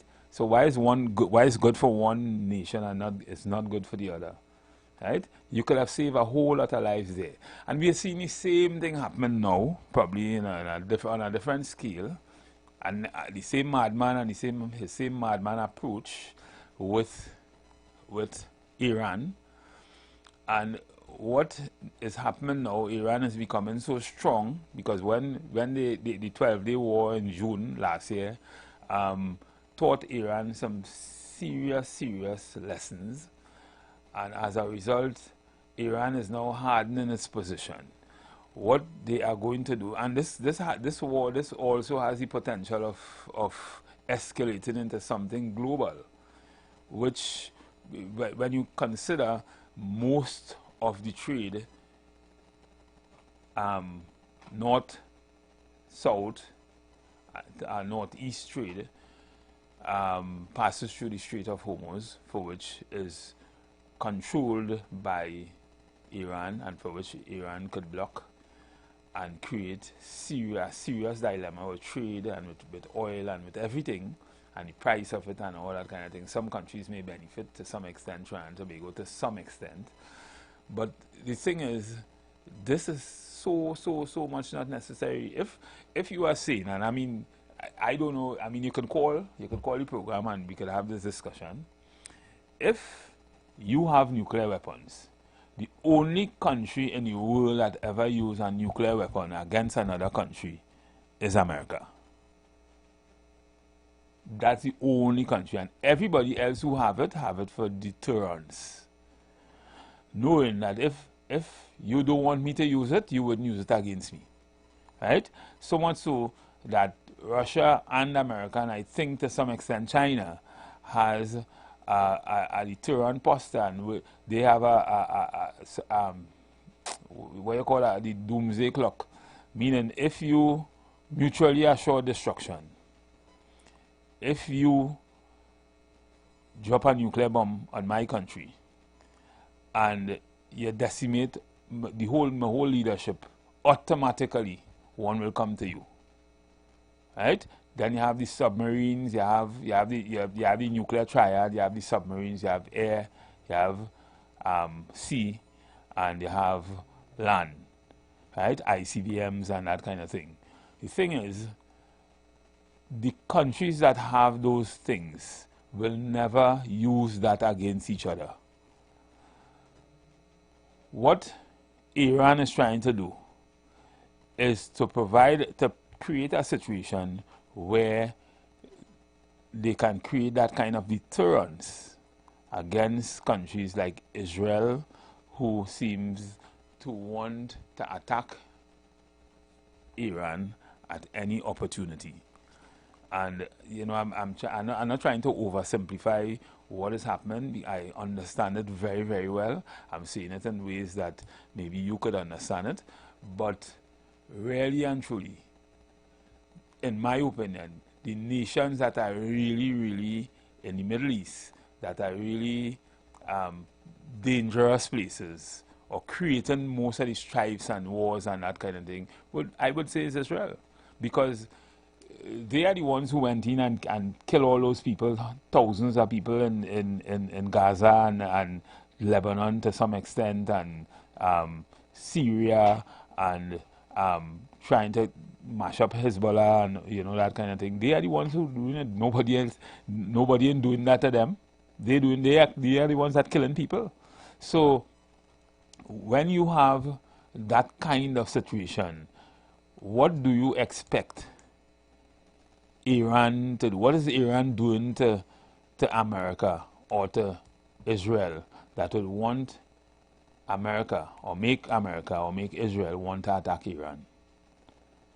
And yes, they will say that Iran's proxy, like Hezbollah and the Houthis and the others, Iraq, their proxies in Iraq and that kind of thing, they will say that they are funding them to some extent and allowing them to wage war against or create threats against Israel, but there are no equals.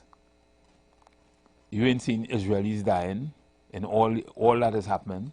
All that you are seeing is people who cannot defend themselves to a large extent that are dying in the Middle East. And everybody's just sitting aside and looking at what America and what Israel are doing to the Middle East. And this is my opinion. So the thing is, this to a large extent will come to haunt us here in Trinidad and Tobago in ways that you can't even imagine. And these are things that we have to think about too. Because clearly, while we are asleep, that negotiation that is taking place, I am not seeing that in any way making any significant strides. And eventually, just like what happened in June last year with that strike, while America was giving Iran the idea that, hey, listen, we will negotiate. They were planning to strike Iran, which they did. What they are not telling you is that Iran struck back and did some major damage, got through the Iron Dome, Israel Iron Dome, and did some major, some would say catastrophic damages to Iran, sorry, to Israel. And Israel knows that. They kept that from the public. So the thing is, what the world has to stand by. I always refer to the story with the priest that was in the concentration camp in Germany, when he said that first they came for the socialists and I did nothing. And then they came for the trade unionists and I did nothing. And then they came for the Jews and I did nothing. And when they came for me, there was no one standing to do anything to assist me, right? And the ethos of that is, bad things happen when good men do nothing. The world is looking at this crazy man and just allowing him to go. He wanted to take Greenland. He wanted to take Canada. He wanted to take Greenland from. What's he's doing in Cuba, right in our backyard. What he did in Venezuela, and nobody seems to be. The world seems to be just watching and just allowing this to happen. Even in America, there are a lot of people who are against what is happening, but clearly, it is happening still. And this, ladies and gentlemen, may not end well. Mark my word. This may not end well. I don't think Iran will go down just like that this time. I think Iran has hardened its position, and it is certainly getting the assistance from both China and Russia. They too have serious interest in Iran, and they would have seen what happened in Venezuela. They would have seen what is happening in Cuba. As a matter of fact, I think Russia is saying that she is going to assist Cuba in sending humanitarian oil and relief and gas and that kind of thing, because they are, Cuba, right in the Caribbean, they are at a stage where they are at wit's end to survive now because of that evil embargo set on them for years. For years. And if we're so strong in the Caribbean and we're so united and we see everything, why have we been saying anything? Why have been so many, not just Trump, right? Obama came and he tried to do some things, but this has been happening a long time. This has been happening years now. It's a policy of the of America. Why the Caribbean haven't come together and say something about what is happening in Cuba? It come and happen in Venezuela now, right? To the detriment of some other Caribbean islands. Clearly, we still not standing together and understanding why we should say something, and why if enough of us in the world say something about what's going on, certain things will change. And by the way, the world is changing. The world is definitely changing. The superpower that America was once, there are other superpowers now. The world, the world is run by a multipolar system as opposed to a unipolar system that was America all the time. And it is getting more different every day. We need to consider all these things and understand where we are going as a people, not just trying to be over the Caribbean. So when I see what happened in St. Lucia now, and what the Prime Minister in St. Lucia is saying, you would understand, while we may be, while it may be seen that we are just pawns in the whole game and there's little or nothing we could do, we still have to register our concerns, and we still also have to register our disinterest in the behavior of the US as global players in this global village that we live in, right? Because at the end of the day, while America may probably be responsible for a third of the GDP of the world, there's another 3/4 that they are not. And that is run by China, Russia, India, Brazil, and all those other countries that if they come together in ways that could change the reality of things, and they are in fact through BRICS and other currency changes and that kind of thing, it is going to affect us. We have to be able to say in trying to be going to the Caribbean where we want to be or where we see ourselves in the next 10, 20, 30 years, because things will change.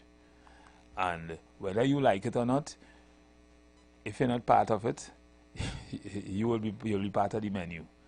So I would have said that to invoke.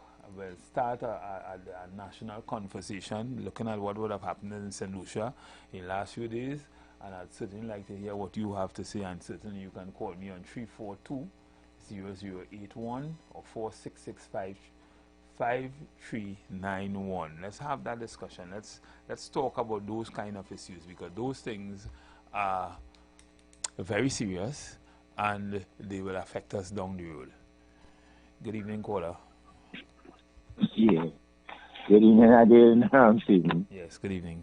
And good evening, Trinidad and Tobago. Good evening, God. I didn't even say that because the conversation started in such a way. And this topic, you remember we talked about this some time ago when I tell you the ICC was out on Mr. Trump. Mm-hmm. You tell me, boy, that ain't a thing.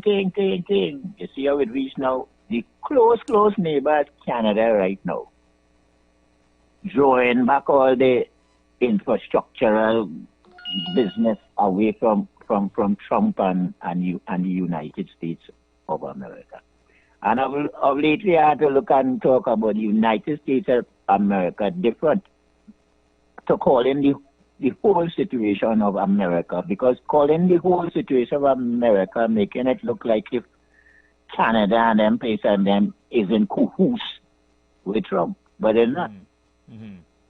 You see, them right now, trade and all kind of things, Canada taking it away from Trump, and as I say, the ICC at one time put out a what they may call a warrant on Trump, and then when you look at what's going on with Russia and the China and Iran and them, and how that they're ganging up against not so much America, because we have to divide Canada from they're ganging up on Trump, and that will come up to the USA.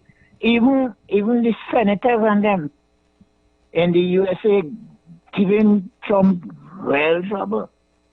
United Nations, you're going up against Greenland and taking Greenland and them, and right now it have a bacchanal going on there that NATO going and get divided and all too in that process.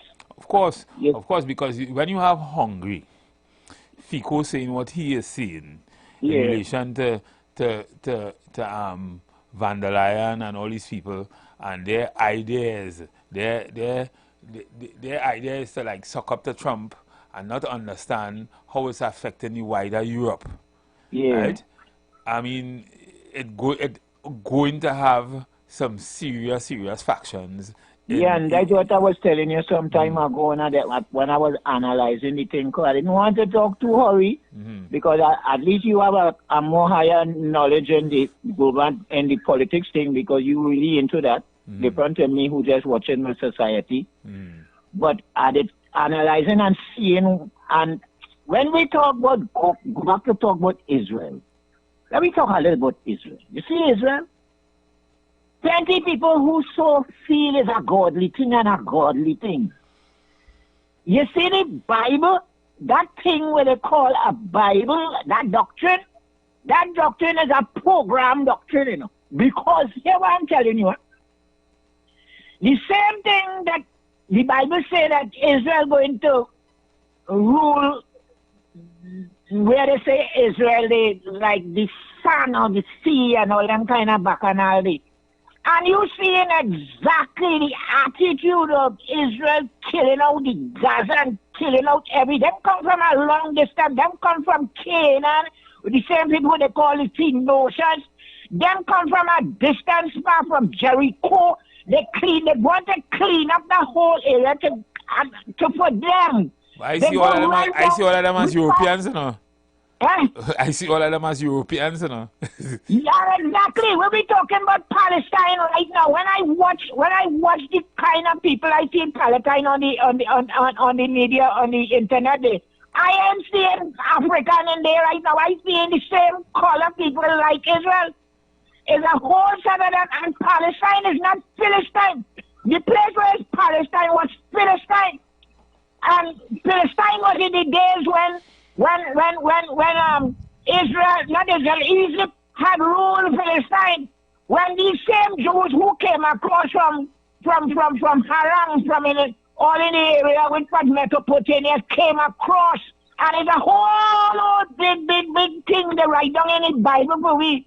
Yeah, and up to now, we African ain't going back to really realize when they tell we cuss.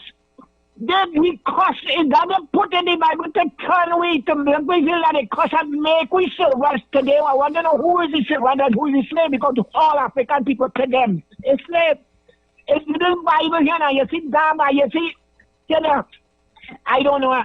And I just get big swallowing thing and making up my mind, seeing what really going on in the world. And it's only for me who have my own thoughts, who have my thoughts of what I'm seeing, but plenty of people out here that brainwash we. I will use the word we. Plenty of we out here brainwash bad, because we born in a cub that is not ours, living the owner of the cub. And when they open the cub for you to come out in the morning, we just go back in the cub before the time. So they ain't not put we there, we go back in the same cub. We ain't coming out that cub. We ain't changing, we ain't unbrainwashing, we say, I use that word, unbrainwashing, we say. We keep the brainwash, we live in this. I remember I tell you some time ago, all when we talking, that we live in massa system. And don't care how we try to fix to say we could live better and we could live better, and we treat this and we induct this and fix that. Is the same massa system. David Mohammed that said, well, he's not voting and he's right. Because the whole system corrupt. The whole system corrupt. It's a corrupt system. It's not a democracy. Right now, Ibrahim Toure says not a democracy. What we're seeing is revolutionary fighting. What we're seeing is colonialism. Exactly. All again, starting over again, right? All again, it never stops. With Israel, with Yeah. the US just take it over. Right? Yeah, it never stops. And it is more glaring than ever before with Trump, with this Trump administration. With this Trump administration, everything is about colonialism. And the thing is, what I like with Russia is you can see straight through Russia. Russia will tell you exactly where they are and what they're doing and why they're doing it. That is not why did they not allow for Ukraine to settle that matter 4 years ago? Because they wanted to weaken Russia. Yeah, but America is one of the key there, because America keep pushing Ukraine, and the whole thing is that same place where Ukraine and another place in a other area was originally Russia owned. Of course it was. Russia, you know, Russia is Vikings. Of course. Russia is Vikings from I forget the name place high up over them. But them was under the Mongols once upon a time, and they fight their way out of the Mongols. And if they end up come up rich, that they end up united Russia or the Soviet Russia. And they hold out all which back, all in the west of Africa. They had control all they once upon a time, in a significant way. Just years ago in World War II, when Germany, where most of the Russians died was right in Ukraine. Yes, I'm telling you, there was Russia on. Right in Ukraine. Yeah. Millions of Russians. And by the way, you know, even America doesn't establish that. It is Russia who win that war. Yeah, if we want to talk about all that, we have to go back to Churchill, Winston Churchill. You see Winston Churchill? Winston Churchill is one, you know, people have to look in these kind of histories. I won't be able to say everything, but the pieces of history, I want to pick them out. Winston Churchill is one of the most, is a key between the Vikings and America. I have a president that was in America that take over from Winston Churchill. That was Roosevelt. Yeah, I can't know the whole secret and piece it out, but to what I learned, bracketing and taking it down, because history is not million and million of words, you know. History is a quick story. So you have to put on the quick story, you have to piece it out there and know where all you know, because me, I don't read as much as all you, but all you real intelligent because all you do academics. I ain't go all day. I don't work, I can't cap it. But anyway, I just feel like the whole thing, that Bible is plenty of a problem because we following Israel that don't carry we straight down into more death and slavery because that's what they come out to do. That Bible shows that Franco made from the time they come out from Noah until we be servants until we brothers, we live in that same servant with the brothers up to now and watch and see what Israel really is. Murderers in this one. Yeah. Okay, thank you. So yeah, so callers, you can call. You heard what the narrative is and the last in this hour. You can certainly call me on 342-0081 or 466-5391. And I was simply talking about the way Donald Trump and certain of his cohorts like Netanyahu are heating up the world and making it very, very dangerous for everybody. Right?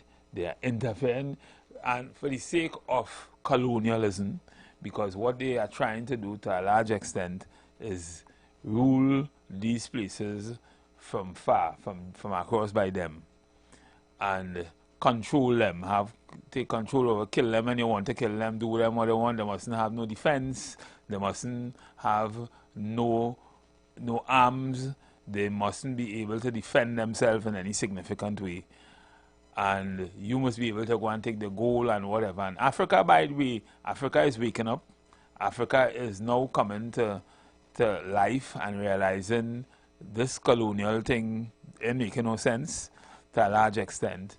And some of them, like Abraham Traore and these leaders, they are now taking control of their own destiny to ensure that America and the colonialists chase France out, move all the colonialists out and take control of your own destiny with the help of countries that are really willing to assist and really giving you true without any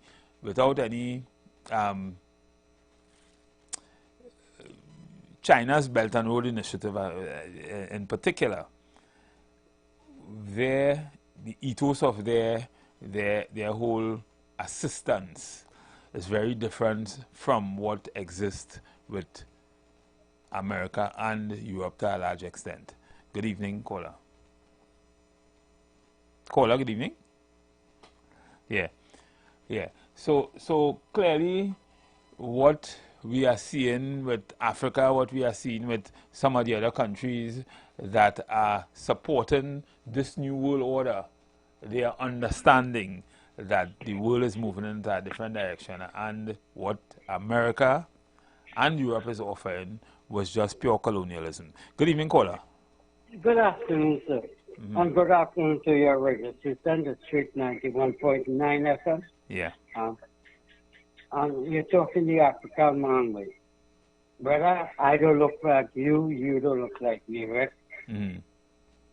If you check across the world, the African man was there in every nation. And I calling you as an indentured labor grandson or great grandson, right? Right.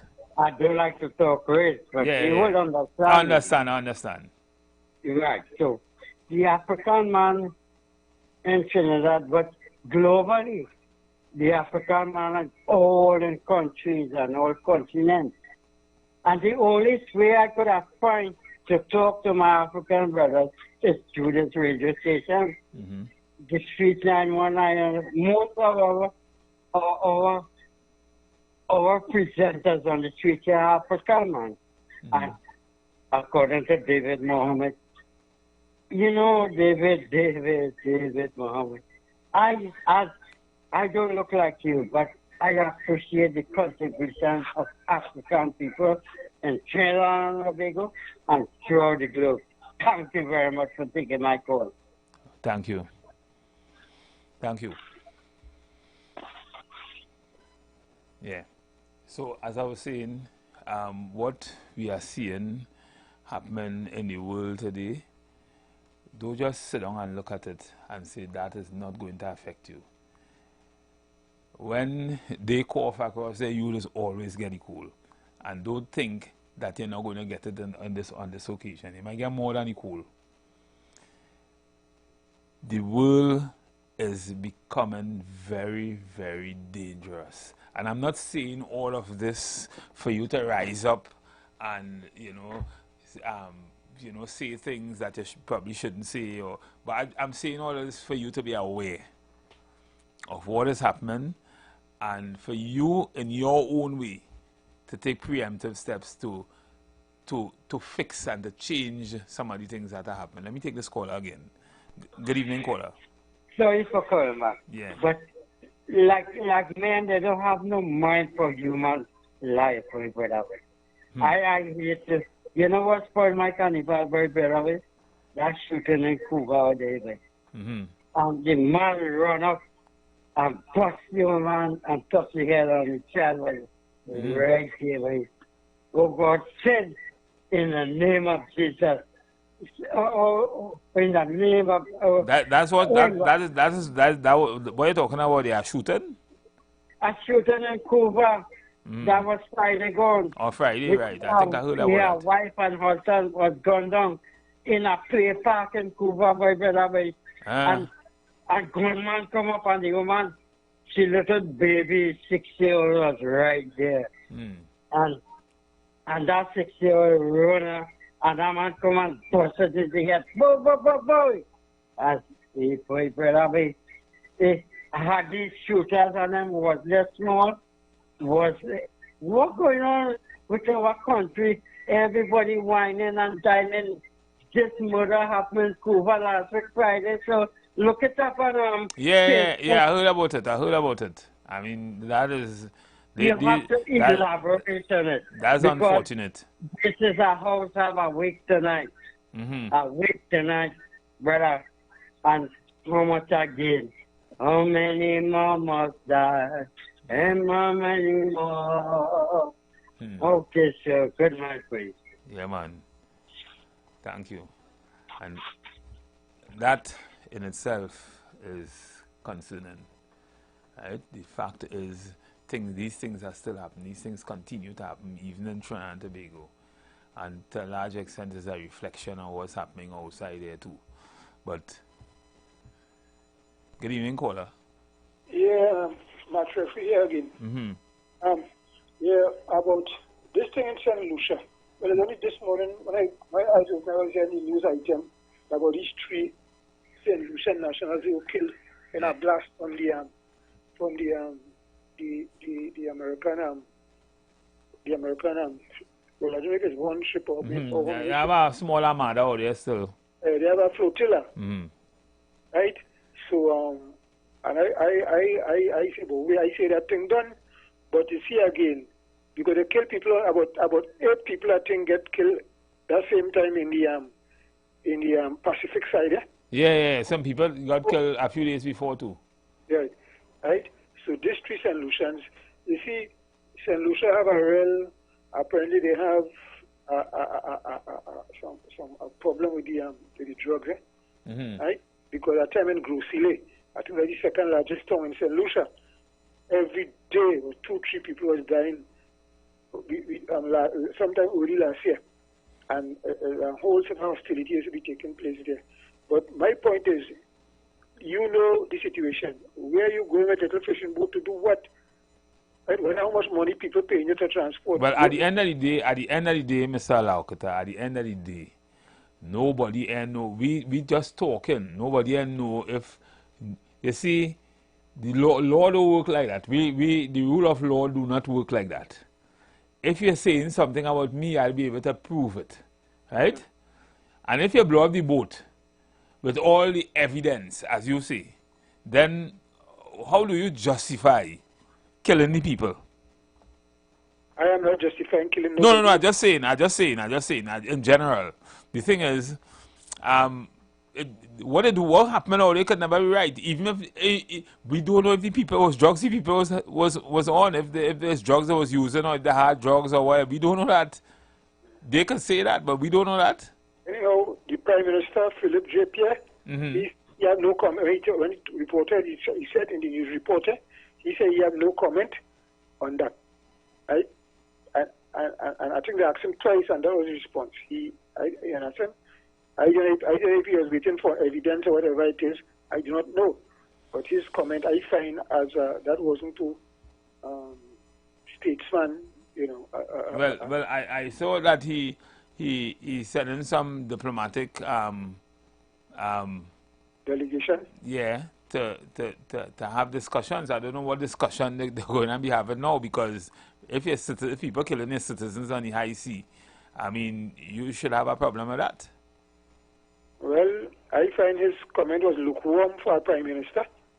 And you see, because everybody wants to survive, so man battle in the crease. Well, this is what I'm saying, and which brings me back to what I was just talking about just now. Somebody, I mean, the cat had to get bell, you know. Yeah. As big as that cat is, that cat could get bell. Well, let me move to the Iranian situation now. Well, I think President Trump, he summoned Iranian officials. I don't know if he's president or other officials. We're having a meeting Friday coming in the White House. You know? Yeah. So let us look. I think Trump realized, listen, you're in deep waters, and this is going to end with a quick strike, as you think it will. Right? As they beg Iran to end the last time when Iran started decimate, break through the Israeli Iron Dome.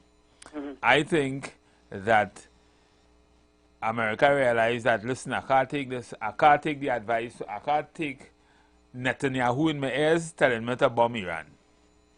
Let me see if we could have an off-ramp to get off of this, because this is looking like China sharing global satellite information to Iran on the positioning of U.S. assets in the Middle East and all that kind of thing. That's not a good sign.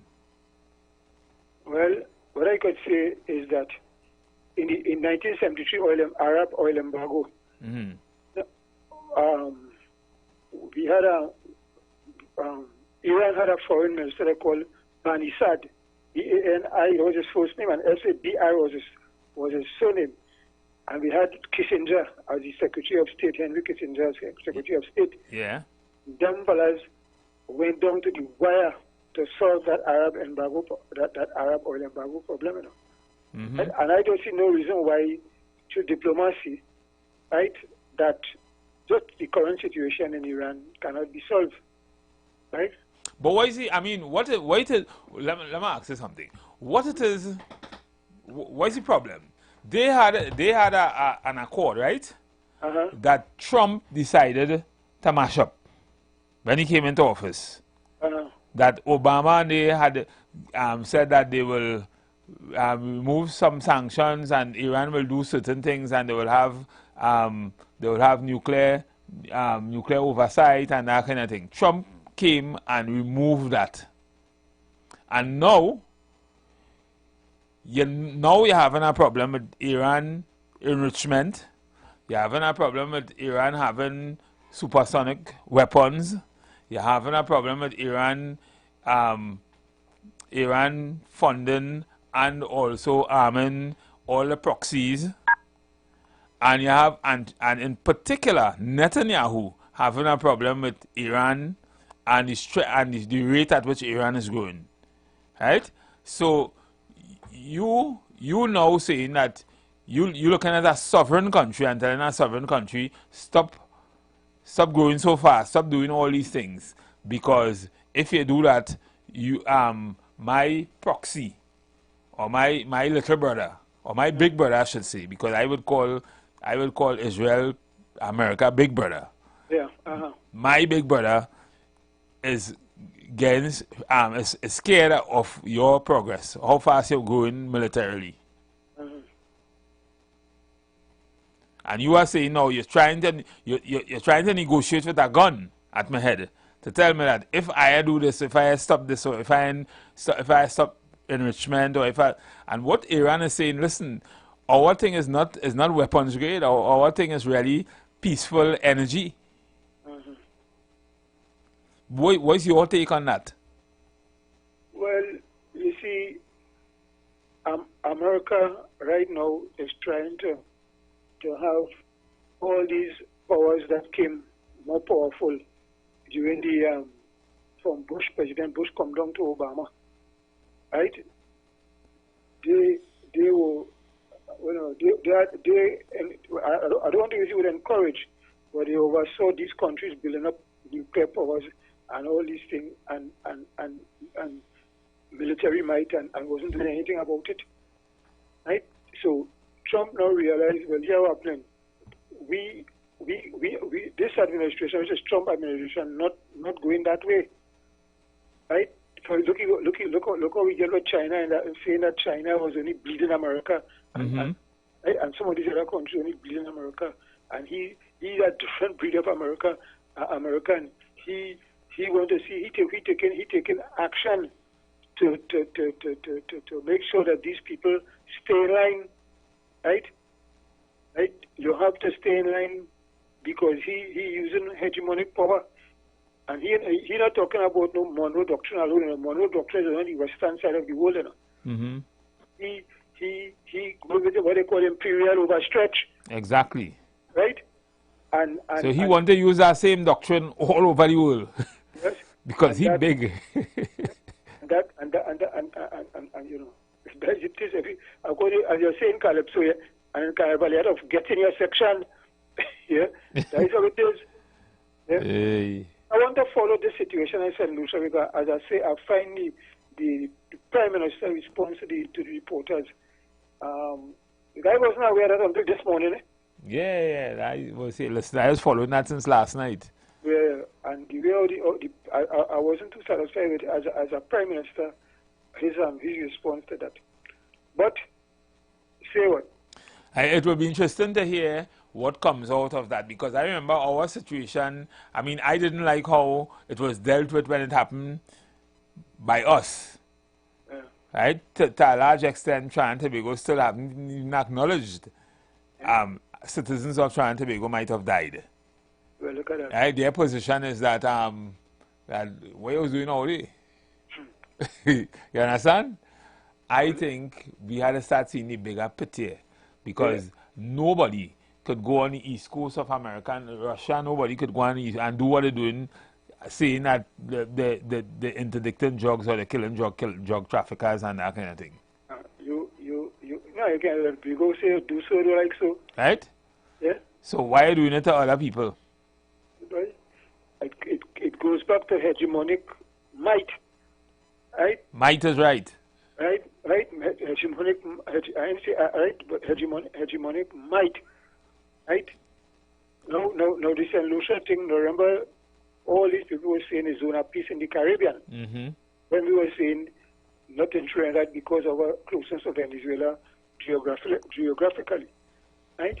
So I would like to know what is the situation if St. Lucia is not a zone of peace. You understand? Hello? Yeah, you're making sense. Yeah. So you're making sense because obviously that was what the Caribbean was saying. And you see, the thing is, we not as our fellow umpire Ronaldo does be saying all the time. He say in the Caribbean not really, we not no real place. We ain't really serious. We not serious at all. And you to a large extent was saying the same thing. We not serious at all. So you can't talk about Trinidad if you not even united. What happened in Cuba? Look what happened in Cuba. You mean hear any Caribbean say nothing about what happened in Cuba? Yeah. Where Cuba is? Well, look at it. Look at it. And Cuba has observer status in CARICOM, I think, you know. Mm-hmm. Yeah, yeah. And up to now, nothing from the CARICOM Secretariat to this. Nothing. I ain't hear no humanitarian aid going across to Cuba from Trinidad or from Jamaica or from Barbados or no way. Look what happened in Cuba right now. Cuba on the doorstep of anarchy. Yeah. Yes. But I'm still waiting to hear what CARICOM will say in the situation in St. Lucia now. Well, I want to hear that too. They never commented on what happened here, right, officially. Yeah. No communique. I want to hear what happened. This one is interesting to hear what Pierre is going to say to the Americans. Yeah, yeah. I really want to hear what that to say. I myself want to hear what you have to say because, as I keep saying, I wasn't that his no comment kind of situation. Yeah, I find it wasn't too brilliant for as a man, as a prime minister or a leader of a country. Yeah. Because you had three people died on the sea. We don't know if it had anything to do with drugs, but even as I said earlier on in my opening salvo on this issue, trafficking drugs, the only place where the penalty for that is death is places like China and Afghanistan and them kind of places. Yeah. That Singapore might get death. Singapore might get that, but certainly you might get trial. Yeah. Right? You get trial. You have death by fire and squall on the sea. Yep. Right? By a nation that observes the rule of law. That makes no sense to me, brother. Well, I hope that this situation returns to normalcy on the seas there and that we really sort of move on because today St. Lucia, next week might be St. Vincent, who knows? Right? The Gerald Ford that was accompanying all those warships and thing, that gone up to Iran. Yeah, yeah. That probably in Iran, outside Iran waters now, or probably in the next few days it will be. Yeah. I know it left this what they call the Southern Command. Yeah. Up to Iran. Yeah, yeah. So I was very shocked when I heard that. Well, but there was one a few days before. There was one somewhere around Thursday or Friday where people died. And I don't know if it's more is the one you're talking about on the Pacific side, but there was one recently, and then this one yesterday, and I was shocked when I heard this. I said, "This still going on, boy?" In that kind of way, boy? Because it's two on the Pacific side, you know. One was 4 in a boat. Right. The other one was 3 in a boat on the Pacific side. So right. That's 4 and 3, 7. And then there's 3. And then there's 3. Yeah. Yeah. Yeah.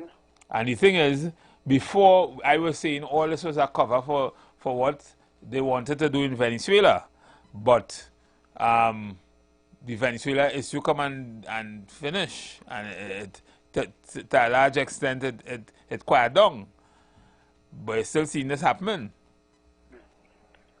Well, so is it this going to be some kind of long term way of dealing with drugs? And I mean, we never had no drugs problem here in terms of we didn't used to use that anyway, so we were always at transshipment. But if men transshipping drugs on the high sea, then they should, by now, since from September last year to now, they should wake up and realize, hey, listen, if this is what we probably do, this is what could happen. Maybe we should you know, you're bound to come back from the sea when you go out on the sea with that. I not putting my life at stake with no to be a no drug boat. Right? Because I find that and if I only see on a line and I realize that drugs on the boat, I walk you off that boat. Of course, if I could swim away from that boat. Yeah? And I raise my hand. Yeah, man. So we have to look at it, but I feel the situation what Iran and America always come to a suitable conclusion in their diplomatic relations, right? But you see, this time around, Pali, the hair on Iran's skin stand up because you know I was looking at something with the people in Iran today. Because you know that whole protesting was a CIA operation, right? A Mossad and CIA operation. That was no real protest. That was Iran, Mossad and CIA, they come together and they send people inside there to stir up problems, to make it look like a big protest. And it started off as that. It really was to infuse or incense the Shah, to incense the leadership so that America will be able to say they're killing the people and whatever and to go in there, right? But what happened in that time? That's the Ayatollah you're talking about, not the Shah. The Shah was the form. Yeah. The Shah was more or less that he was there when Well, you know who I'm talking about, not the Shah. The Ayatollah. The Ayatollah. But the thing is, what is happening now, the people in Iran are seeing exactly what this is about. And they are much more prepared than they were in June last year. Much more prepared. So they had the antennas up and they're waiting to see how this is going to go down. Yeah. But I still maintain confidence that Iran-US relations will come down to proper dialogue and things. And that situation will be solved, right? Unless I get proven wrong, and I don't think I'll be wrong. So let's watch the outcome on the Friday meeting. Yeah. Right? And then we could do another review. Another review, another assessment of the situation. And let's hope this is not another ploy for Trump to mislead the whole Iran, giving them time for the Gerald Ford and all them to size up the situation and bomb Iran. But we are out of time now, so we will continue this discussion tomorrow for sure. Okay, and while you take quickly, I wanted to look at this. You've got bills to pay. Yeah. And so do we. Let's go pay some bills on the street 919 FM.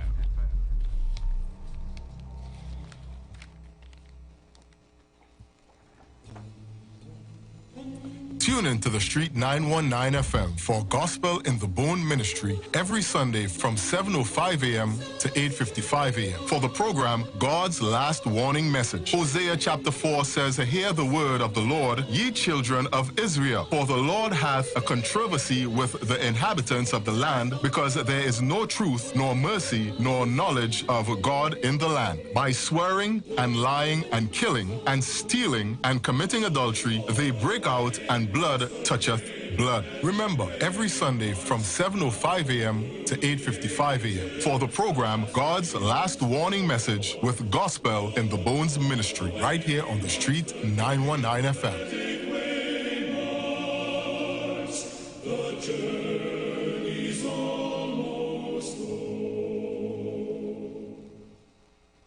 You want to find something great to do with your Tuesday nights? You want to learn and understand the true reason for Jesus? Then join us every Tuesday night from 8 to 9 p.m. for the program, This Same Jesus, the program that puts Jesus in his rightful place in our hearts and in our homes. Let's bring church home to you. Join us every Tuesday nights from 8 to 9 p.m. with your hosts, Kempes and Kevin. Be inspired, be blessed right here on the Street 91.9 FM.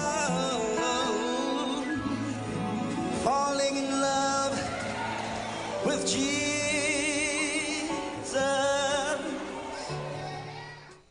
Net Nature's Touch Massage Therapy and Nutrition and Nature's Touch Youth Health Caravan invites you to join us live on the Street 919 FM every second and fourth Friday morning from 10 a.m. to 11 a.m. We are located at number 3, 7th Avenue North via the Eastern Main Road, Barataria. For further information, please call or WhatsApp the numbers 398-8282 or our office numbers 241-7568 and 310-8671. Remember, at Nature's Touch, your health is our responsibility. This is the voice of Tuesday, Seventh-day Adventist. We are preaching Emergency Alert broadcast, which is from the Tuesday, Seventh-day Adventist Church. We will be featuring voices of brethren from different parts of the world, preaching the gospel, preaching prophecy as it relates to current events and the ending of the world. Listen to us on 91.9 FM every Sunday from 9:05 a.m. to 10 a.m. on Sundays. May God bless you as you learn the truth. In Jesus' name, amen.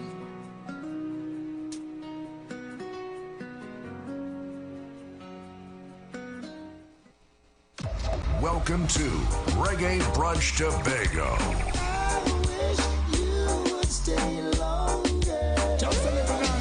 Sunday, 22nd February, from 10 a.m. to 4 p.m. at the Vibes Event Space, featuring the best in old school dancehall